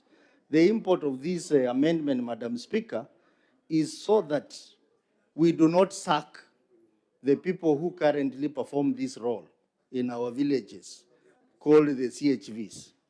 If we don't amend it this way, Madam Speaker, and pass this bill as it is, those people will not have a job because they will be required to go through the elaborate process that is in this bill to be appointed again, which will be very unfair. Some of them are yet to be paid. They are being owed a lot of money. And I think it's just proper that besides the process, the new process defined in Section 9, these people be allowed to transition as community health promoters, Madam Speaker. Chair, Standing Committee on Health. Members, can we consult in low tones? You agree that that's the same amendment you have proposed? Thank you, Honorable Chair. In fact, the proposal by Senator Ososi is similar to that of the committee, that we had also proposed to amend Section 9. A person appointed as a community health volunteer at the commencement of this act shall be deemed to be appointed as a community health promoter under this act. I think we agree with that amendment. So who drops who? Do we take the chair's proposal for amendment? We drop Otsotsi? Senator Otsotsi, do you accept to drop yours? We go by the Standing Committee on Health. Yes, I'll go by the committee's position. Thank you. So I propose the question that clause 21 be amended as proposed by Chair, Standing Committee on Health. I put the question that clause 21 be amended as proposed by Chair, Standing Committee on Health, division at the end. Next. Clause 22. I propose the question that clause 22 be part of the bill. I invite Senator Osotsi to prosecute that amendment.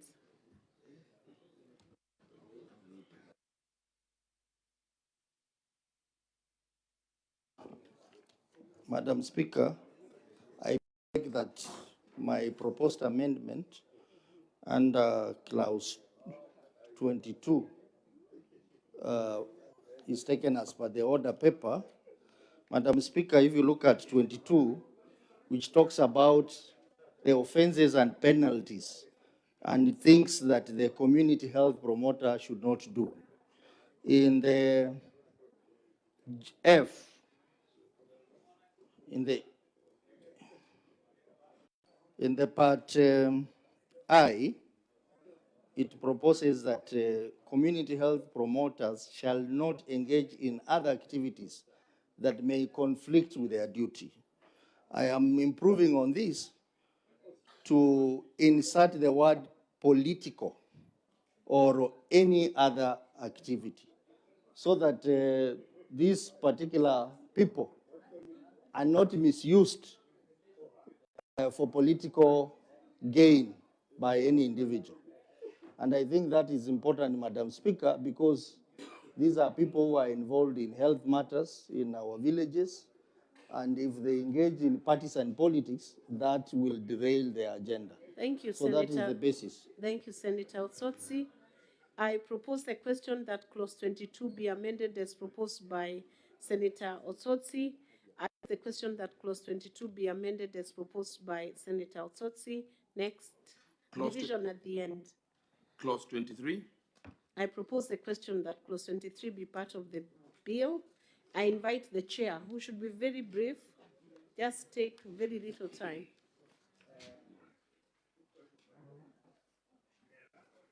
Honorable Chair, I beg to move an amendment on clause 23, that clause 23 of the bill be amended by inserting the words "in consultation with county governments" immediately after the words "Cabinet Secretary shall."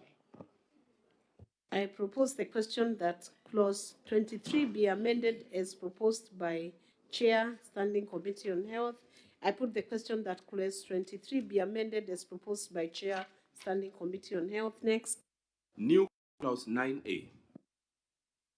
I invite the mover, Senator Mungatana, to move second reading of the new clause 9A. Chairman, thank you, Madam Chair. The purpose of introducing clause 9A was actually advised by the legal department, and thanks for them. Can you first move the question that clause 9A be now read a second time? Thank you. I stand guided, Madam Chair. Madam Chair, I move that clause 9A be read a second time. Madam Chair, the purpose of this clause 9A was Senator Boni Halwale, you know I can hear you laughing from this point. Can you reduce the excitement in the House? Yes, Madam Chair, the purpose of the new clause 9A was to cover and explain what public participation in the selection of the community health promoters how it will be carried out. Madam Chair, we have provided for the publication of the notice for 7 days. We have provided that the CEC in charge will make sure the information reaches to everybody, including those who have disabilities and marginalized communities. We have provided that a register will be maintained. We have provided that a record of that meeting will be kept, minutes will be kept. We have provided also for the publication of the decision of who has been selected as the public health promoter. Madam Chair, we have also provided for the principles to be observed and the role of the county executive member. So this actually answers part of our concerns that were raised by myself and the Honorable Senator William Cheptumo. Thank you, Madam Chair. I propose the question that new clause 9A be now read a second time. I put the question that new clause 9A be now read a second time. Division at the end. Next. New clause 13A. I invite Senator Godfrey Otsotsi to move this clause, new clause 13A. Madam Speaker, I beg to move that the amendments on new clause 13A as per the order paper be taken. The essence of this... Can you first move that the new clause 13A be now read a second time? Thank you. I move that new clause 13A be now read a second time.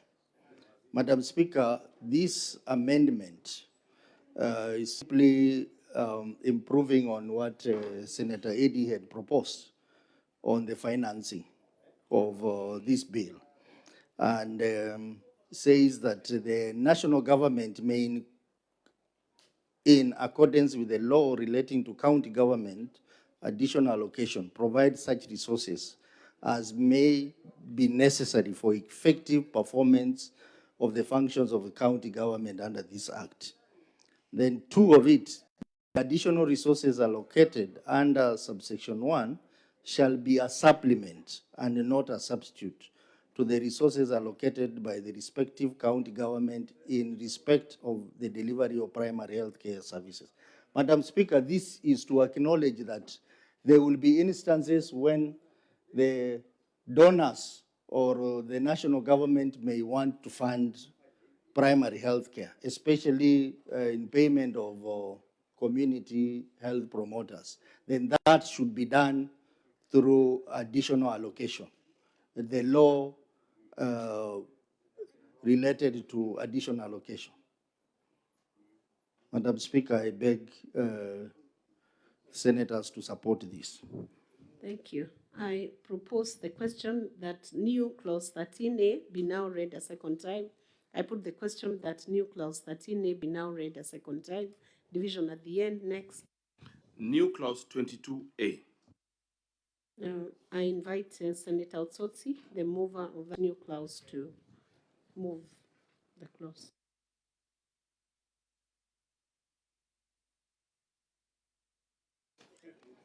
Madam Speaker, I beg to move that new clause 2A be read a second time. 22A. 22A, sorry, be read a second time. As I had previously alluded to, we deleted the data protection requirement for the community health promoters and said that we will come up with a global one. So this is a global clause on data protection that requires that the implementation of this act adheres to the provision of the Data Protection Act in the collection, processing, and the transmission of personal data under this act. Thank you. I propose the question that the new clause 22A be now read a second time. I put the question that new clause 22A be now read a second time. Division at the end. Next. Clause 2. I propose the question that clause 2 be part of the bill, and I request Senator Otsotsi to prosecute that amendment, followed quickly by Senator Eddie Okech. Madam Speaker, I beg that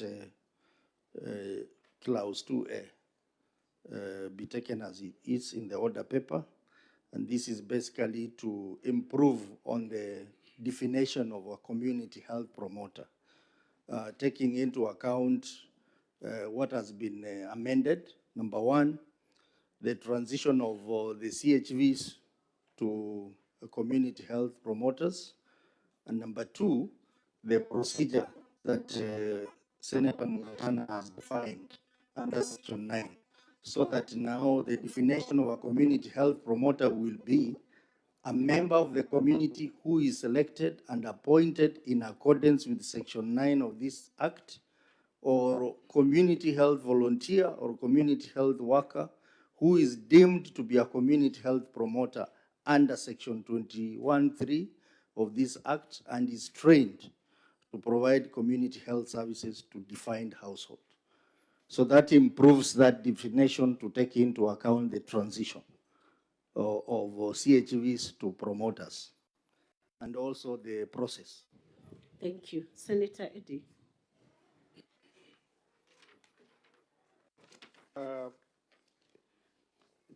Chair, mine was, I would say similar, but not exact to what Senator Osotsi has said,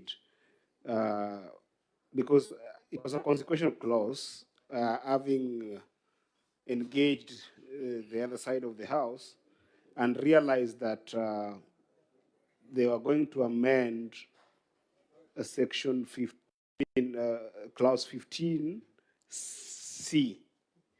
Clause 15C had sought to indicate that we were going to have remuneration to community health promoters. And that basically meant that you are going to employ them under our labor laws. The bare minimum that could be able to get is what is required as a minimum wage, which is not the exact truth.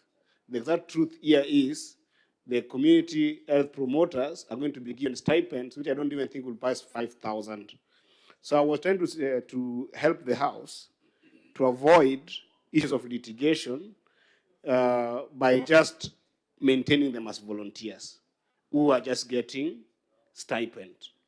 Because if you otherwise do anything that is not maintained as volunteers, then it means somebody will go to court that they need to be employed in a standard employment procedure in the country.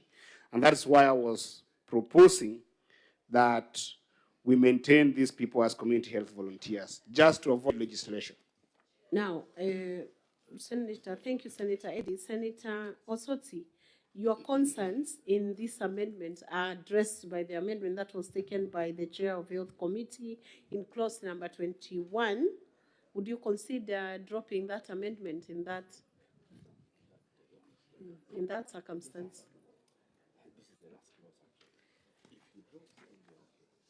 No.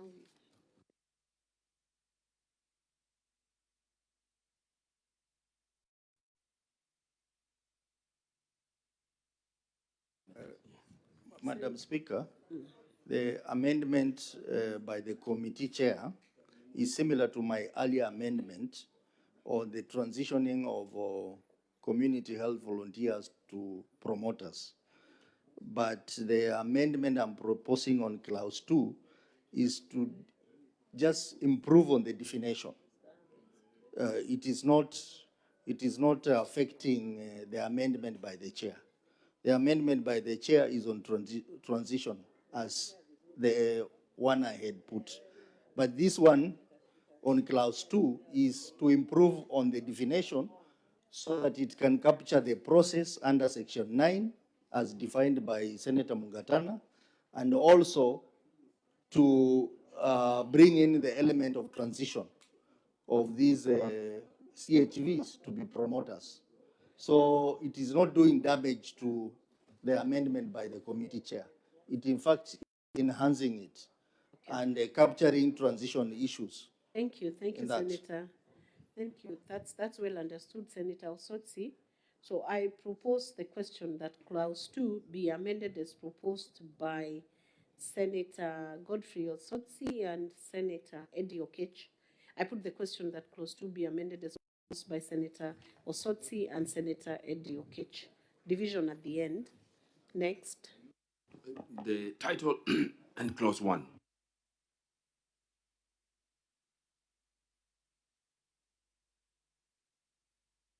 I propose the question that the title and clause 1 be part of the bill.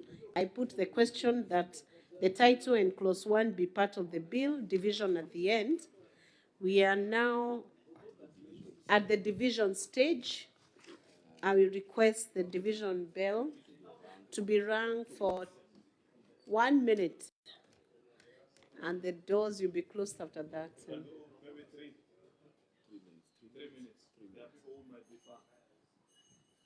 Okay. The division bell can run a little longer. 3 minutes. That's okay.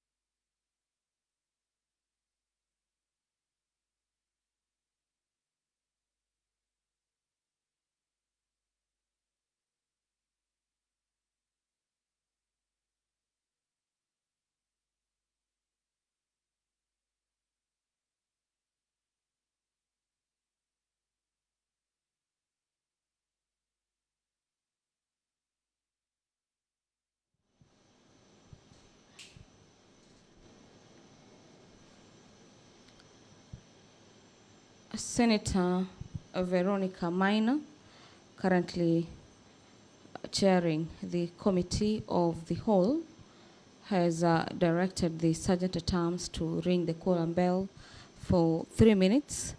And this is to rally members of the Senate outside the presence of the Turkana County Assembly to make their way back into the chamber to allow the House raise the numbers required to commence on a division.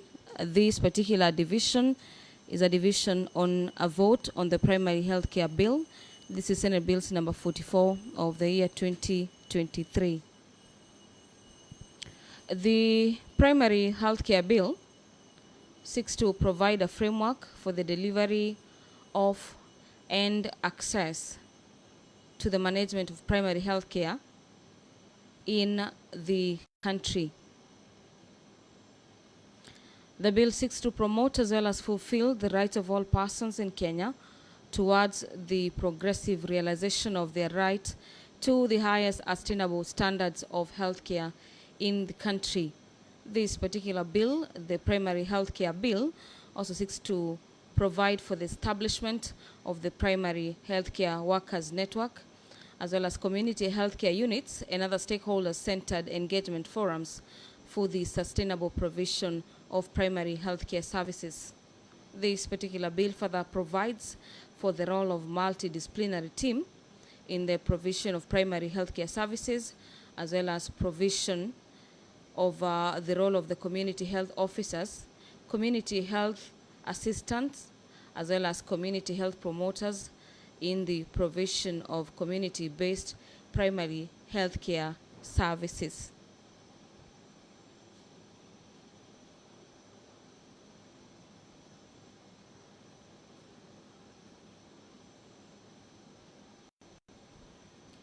In the bill, the primary health care services shall be accessed at the community level or at a health facility in accordance with the Act and any other written law, and the services referred in this particular bill shall include the health promotion, prevention, curative rehabilitation, and palliative services.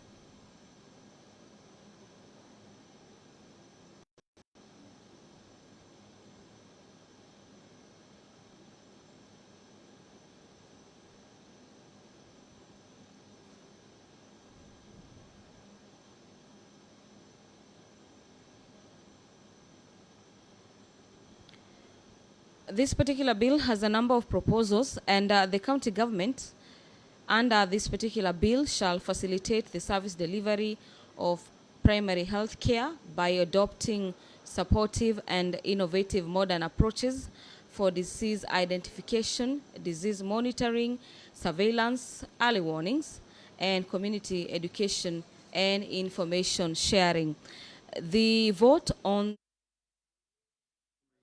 Senator Betty for nays. Clerk, please, can we move faster?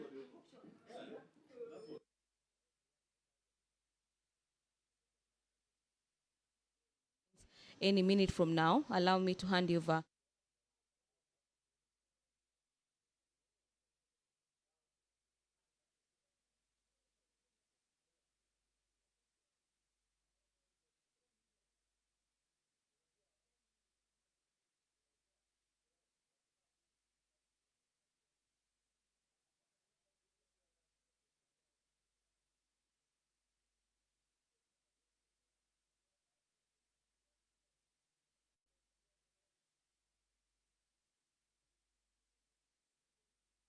So, honorable senators, we'll have one division, 4 questions.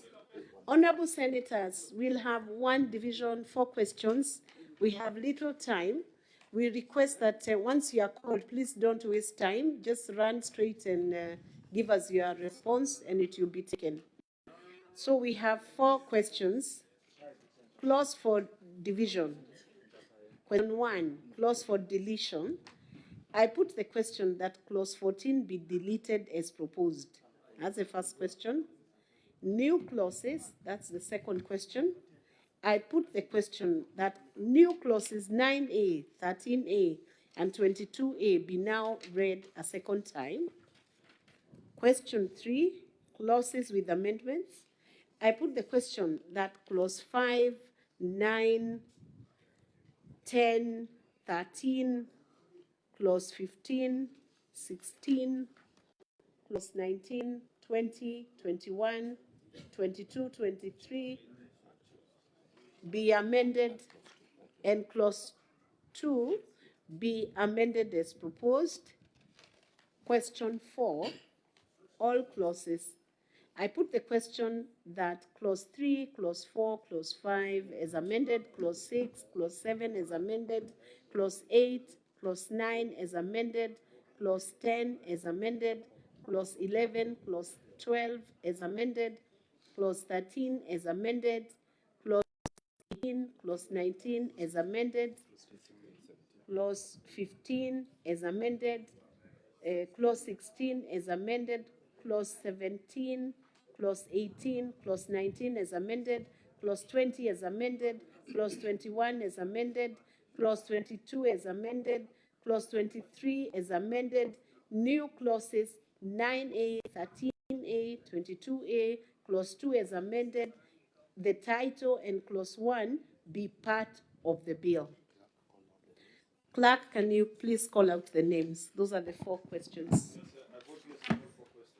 Senator Abbas Sheikh Mohammed, Wajir County. When you vote yes, you indicate you are voting for all questions, or you say yes for 3 questions and no if there is a no, but vote yes. If you are voting yes, you say yes for all questions. Chair, I vote yes for all questions. Changes. All 4 questions. Senator Aidan It's all 4. Tuma, Isma County. Senator Boy Isa Juma, Kwale County. Senator Cherarkey Samson, Nandi County. Senator Cheriot Aaron, Kericho County. Madam Chairperson, I vote yes on all 4 questions. Senator Alan Chesang, Trans Nzoia County. Madam Chair, I vote yes for all 4 questions. Senator Chute Mohammed Said, Marsabit County. Senator Ekoma James Nobenen, Turkana County.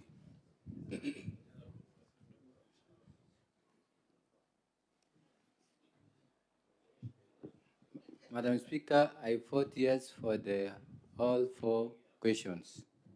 Senator Haji Abdul, Garissa County. Madam Chair, I vote for yes on all 4. Senator Moses Kajwang, Homa Bay County.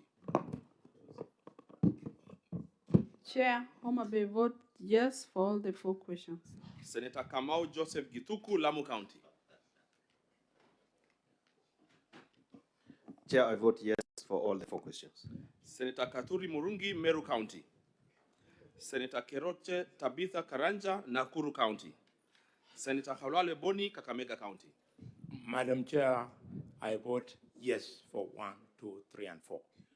Senator Kipkirol William Cheptumo, Baringo County. Madam Chair, I vote yes for the 4 questions. Senator Kisang William Kipkemoi, Elgeyo Marakwet County. Madam Chair, I vote yes for all the 4 questions. Senator Lelegwe Eltumbesi, Samburu County. Madam Chair, I vote yes for all the 4 questions. Senator Manzo Daniel Kitonga, Makueni County. Senator Mazaya Stewart Machiru, Kilifi County. Senator Mandago Jackson, Uasin Gishu County. Honorable Chair, I vote yes for all the 4 questions. Senator Matthew John Muya. Honorable Chair, I vote yes for all the 4 questions. Thank you. Senator Mugeni Eric Okongo, Nyamira County. Senator Mundigi Alexander Munyi, Embu County. Madam Chair, Embu County, Alexander Munyi Mundigi, I vote yes for 4 more questions. Senator Mungatana Danson Buya, Tana River County. I vote yes to all the 4 questions. Senator Muthama Agnes Kavindu, Machakos County. Madam Chair, I vote yes for the 4 questions. Senator Murango James Kamau, Kirinyaga County. Napiga ndio kwa maswali yote manne. Senator Mwaruma Jones Mwashushe, Taita Taveta County. Madam Chair, I vote yes for all the 4 questions. Senator Mwenda Gatamofaya, Tharaka County. Madam Chair, I vote yes for the 4 questions. Senator Munyihaji Mohamed Faki, Mombasa County. Senator Nderitu John Kinywa, Laikipia County. I vote yes for the 4 questions. Senator Ngugi Joe, Muranga County. I vote yes for all the 4 questions. Senator Ojienda Odhiambo Tom, Kisumu County. Senator Oginga Oburu, Siaya County.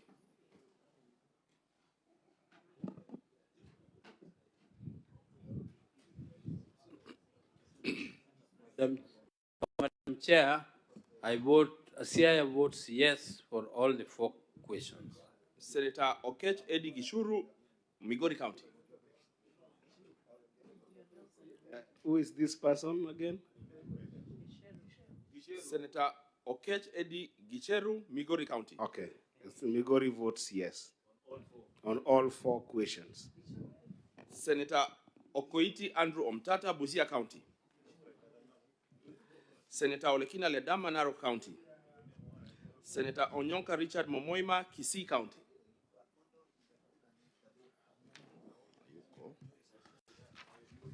Senator Osoti Godfrey Atieno, Vihiga County. I vote yes for all the 4 questions. Senator Recha Julius Murgor, West Pokot County. Yes for all 4 questions. Senator Roba Ali Ibrahim, Mandera County. Mandera County, vote yes for all 4 questions. Senator Seki Lenku Olekanar, Kajiado County. Kajiado County vote yes for all the 4 questions. Senator Sifuna Edwin, Nairobi County. Yes to all the 4. Senator Thangwa Paul Karungo, Kiambu County. Yes to all the 4. Senator Wafula David Wakoli, Bungoma County. Napiga ndio kwa maswali yote manne kwa niaba ya jimbo la Bungoma. Senator Hillary Wakili Kiprotich Kisigei, Bomet County. Senator Wahome, Nyeri County. Nyeri County votes yes for all the 4 questions. Senator Wambua Enokio, Kitui County. On all the 4 questions, Madam Speaker, I vote yes.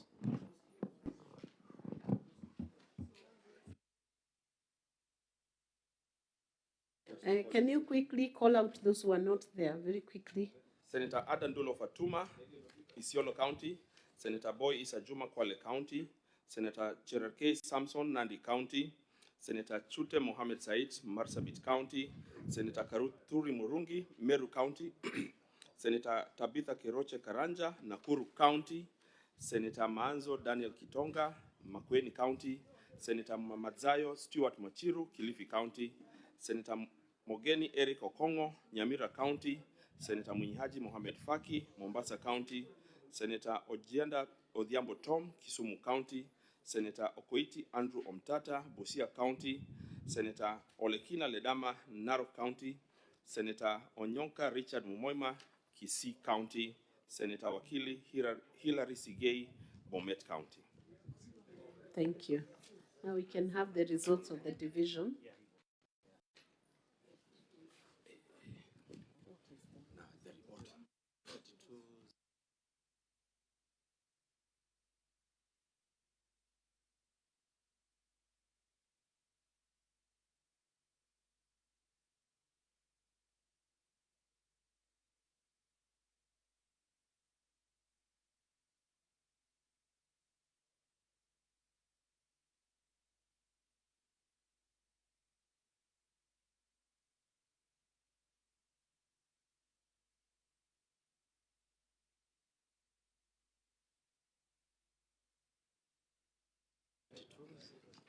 Honorable members, these are the results of the division. 32 A's, 0 nays, 0 abstentions, 0. The ayes have it.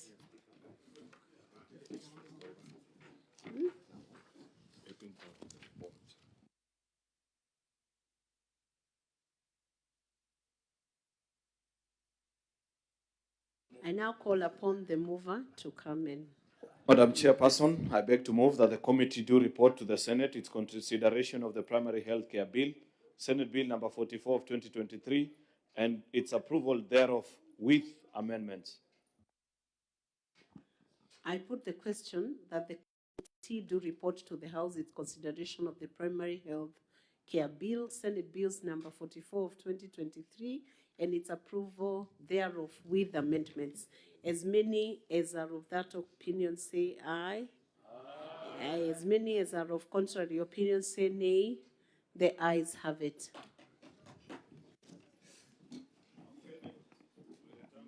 Mr. Speaker,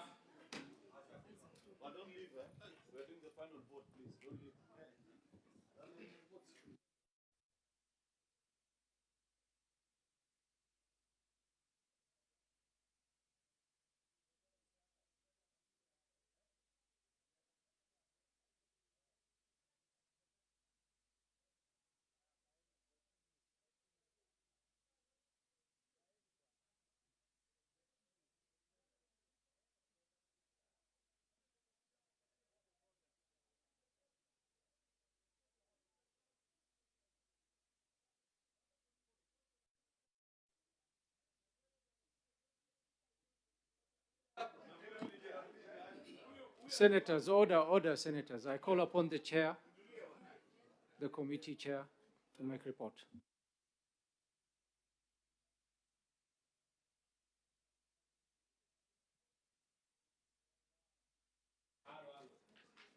Honorable Speaker, I beg to report that the Committee of the Whole has considered the Primary Health Care Bill, Senate Bills number 44 of 2023, and its approval thereof with amendments. Thank you. Mover. Honorable Speaker, I beg to move that the House do agree with the committee on the said report, and I request Senator Eddie Okech to second.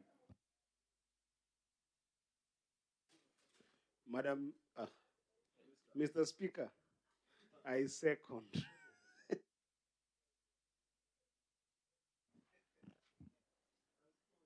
I propose the question that the House do agree with the committee in the said report. I put the question that the House do agree with the committee on the said report. As many as of that opinion say aye. Aye. As many as of the contrary opinion say nay. The ayes have it. Mover. Honorable Speaker, I beg to move that the primary health care bill, Senate Bill number 44 of 2023, be now read a third time. I request Senator for Kitui, Deputy Minority Leader Senator Enoch Wambua to second.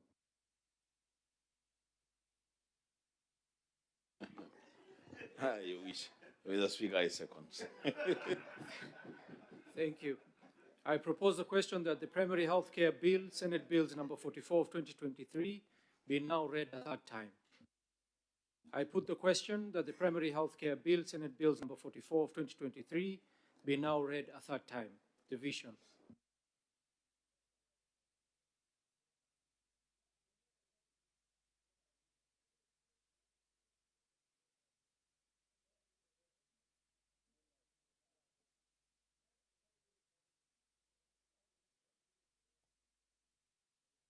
Sergeant at Arms, lock the doors and draw the bar.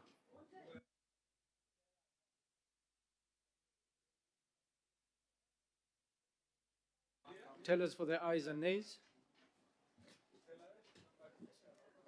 Miraj for the ayes.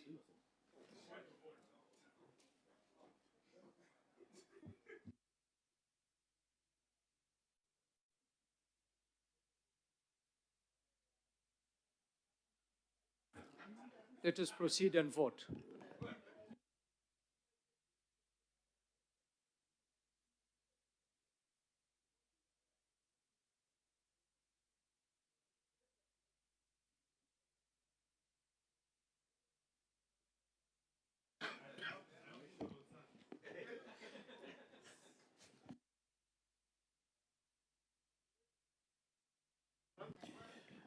Senator Abbas Sheikh Mohammed, Wajir County. Honorable Speaker, I vote yes for the bill. Senator Adan Dulo Fatuma, Isiolo County. Senator Boy Issa Juma, Kwale County. Senator Cherarkei Samson, Nandi County. Senator Cheriot Aaron Kipkirui, Kericho County. I vote yes. Senator Chesang Alan Kiprotich, Trans Nzoia County. I vote yes. Senator Chute Mohammed Said, Marsabit County. Senator Ekomwa James Lomenen, Turkana County. I vote yes. Senator Haji Abdul Mohammed, Garissa County. Senator I vote yes. Senator Kajwang Moses Otieno, Homa Bay County. Homa Bay votes yes. Senator Kamau Joseph Githuku, Lamu County. Mr. Speaker, I vote yes. Senator Kathuri Murungi, Meru County. Senator Keroche Tabitha Karanja, Nakuru County.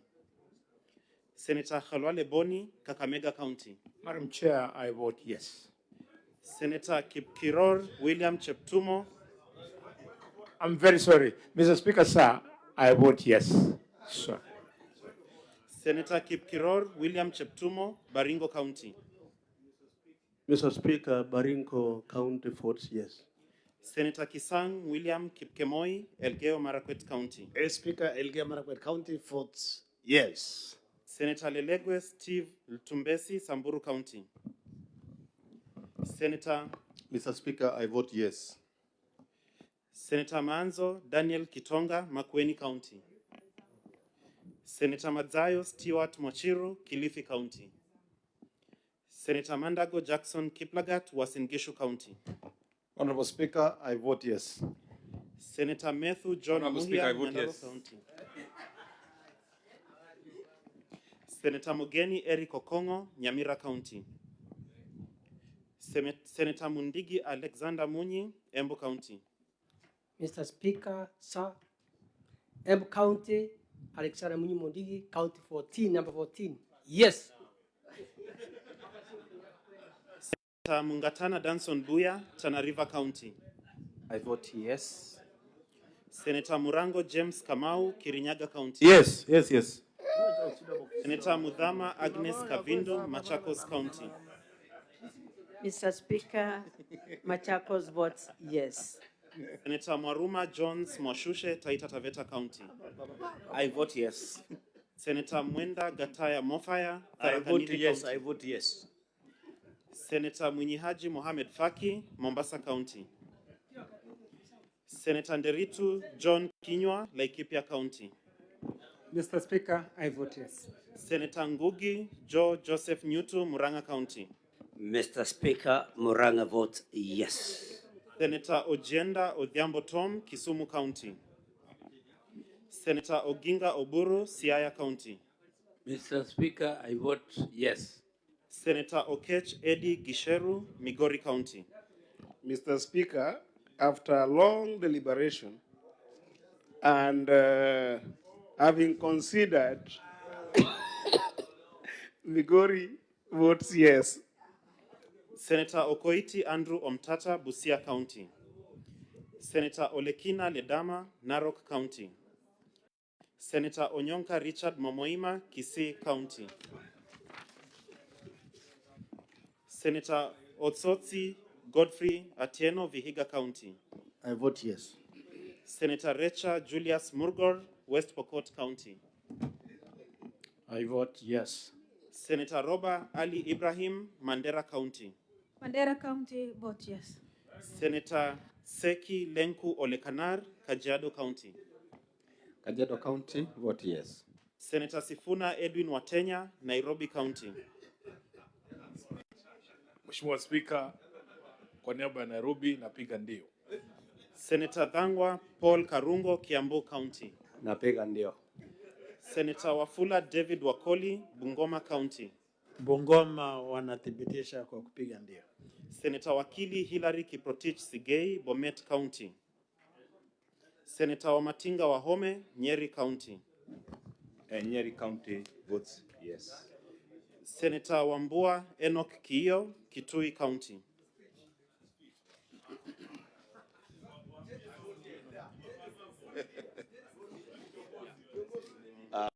Mr. Speaker, as I bring this business to a close, in the County Assembly of the Cradle of Mankind, Mr. Speaker, Kitui votes yes.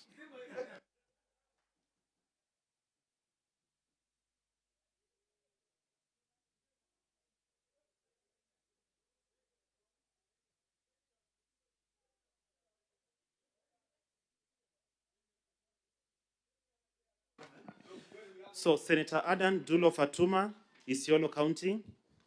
Senator Boy Isa Juma, Kwale County. Senator Cherarkei Samson, Nandi County. Senator Chute Mohamed Said, Marsabit County. Senator Kathuri Murungi, Meru County. Senator Keroche Tabitha Karanja, Nakuru County. Senator Maanzo Daniel Kitonga, Makueni County. Senator Madzayo Stewart Mochiru, Kilifi County. Senator Mogeni Eric Okongo, Nyamira County. Senator Mwinyihaji Mohamed Faki, Mombasa County. Senator Ojienda Odhiambo Tom, Kisumu County. Senator Okoiti Andrew Omtata, Busia County. Senator Olekina Ledama, Narok County. Senator Onyonka Richard Momoima, Kisii County. Senator Wakili Hilary Kiprotich, Bomet County.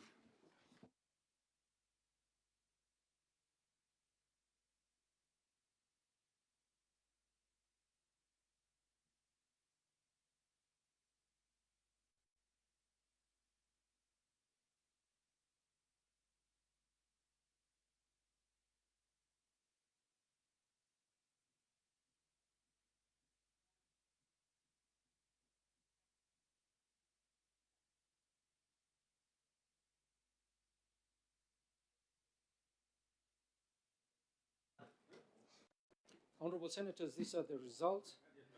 Ayes 32, nays 0, abstentions 0. The ayes have it. A bill for an act of parliament to provide a framework for the delivery for and access to the management of primary health care and for connected purposes.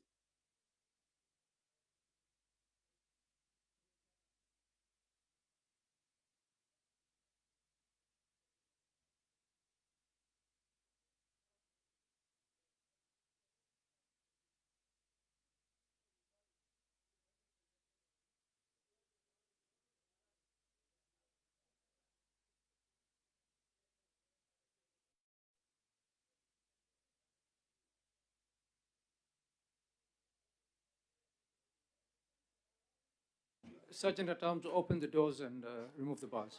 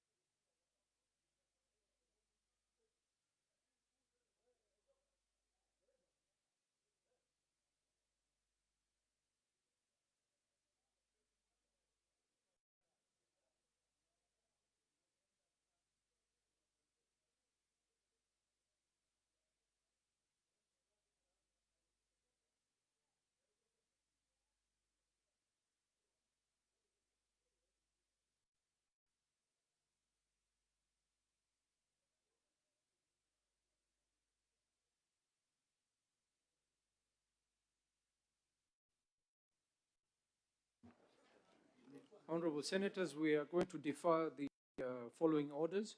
Order number 8, 10, 11, 12, 13, 14. What is your point of order?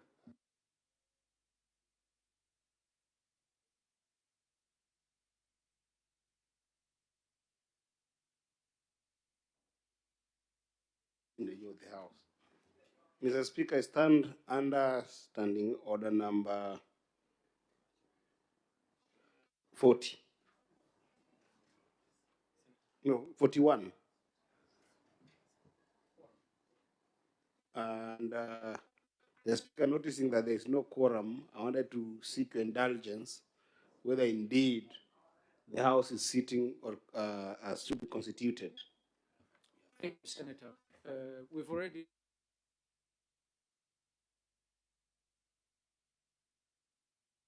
Honorable Senators, there being no other business on the order paper, the Senate stands adjourned until Tuesday, 3rd October 2023 at 2:30 p.m. at the Senate Chambers, Parliament Buildings, Nairobi.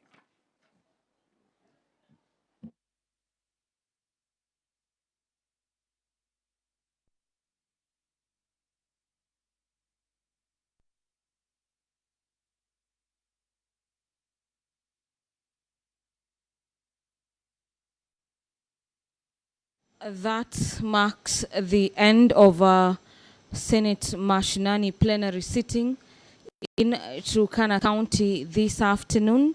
And remember, this particular Senate Mashinani is the third edition of the Senate in counties after successful Senate sittings in Uasin Gishu as well as Kitui County.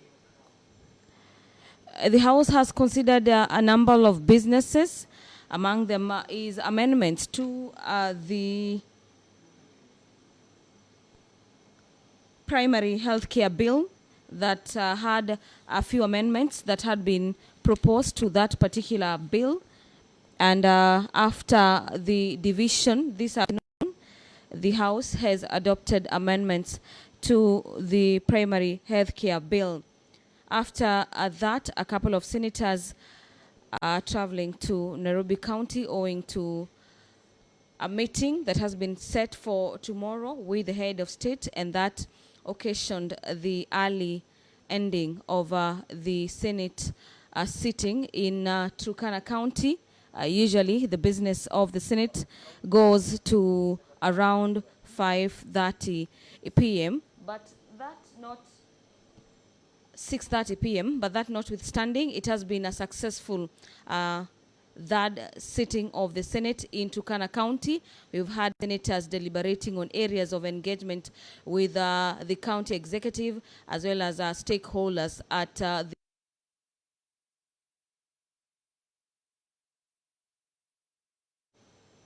among areas that has been highlighted during this, so to speak, 3 days plenary sitting is the aspect of power connectivity in Turkana County, matters infrastructure, as well as addressing the things to do with improvement of social amenities such as schools and hospitals in the county of Turkana. This is county number 023 in the Republic of Kenya that had the honors of hosting that sitting of the Senate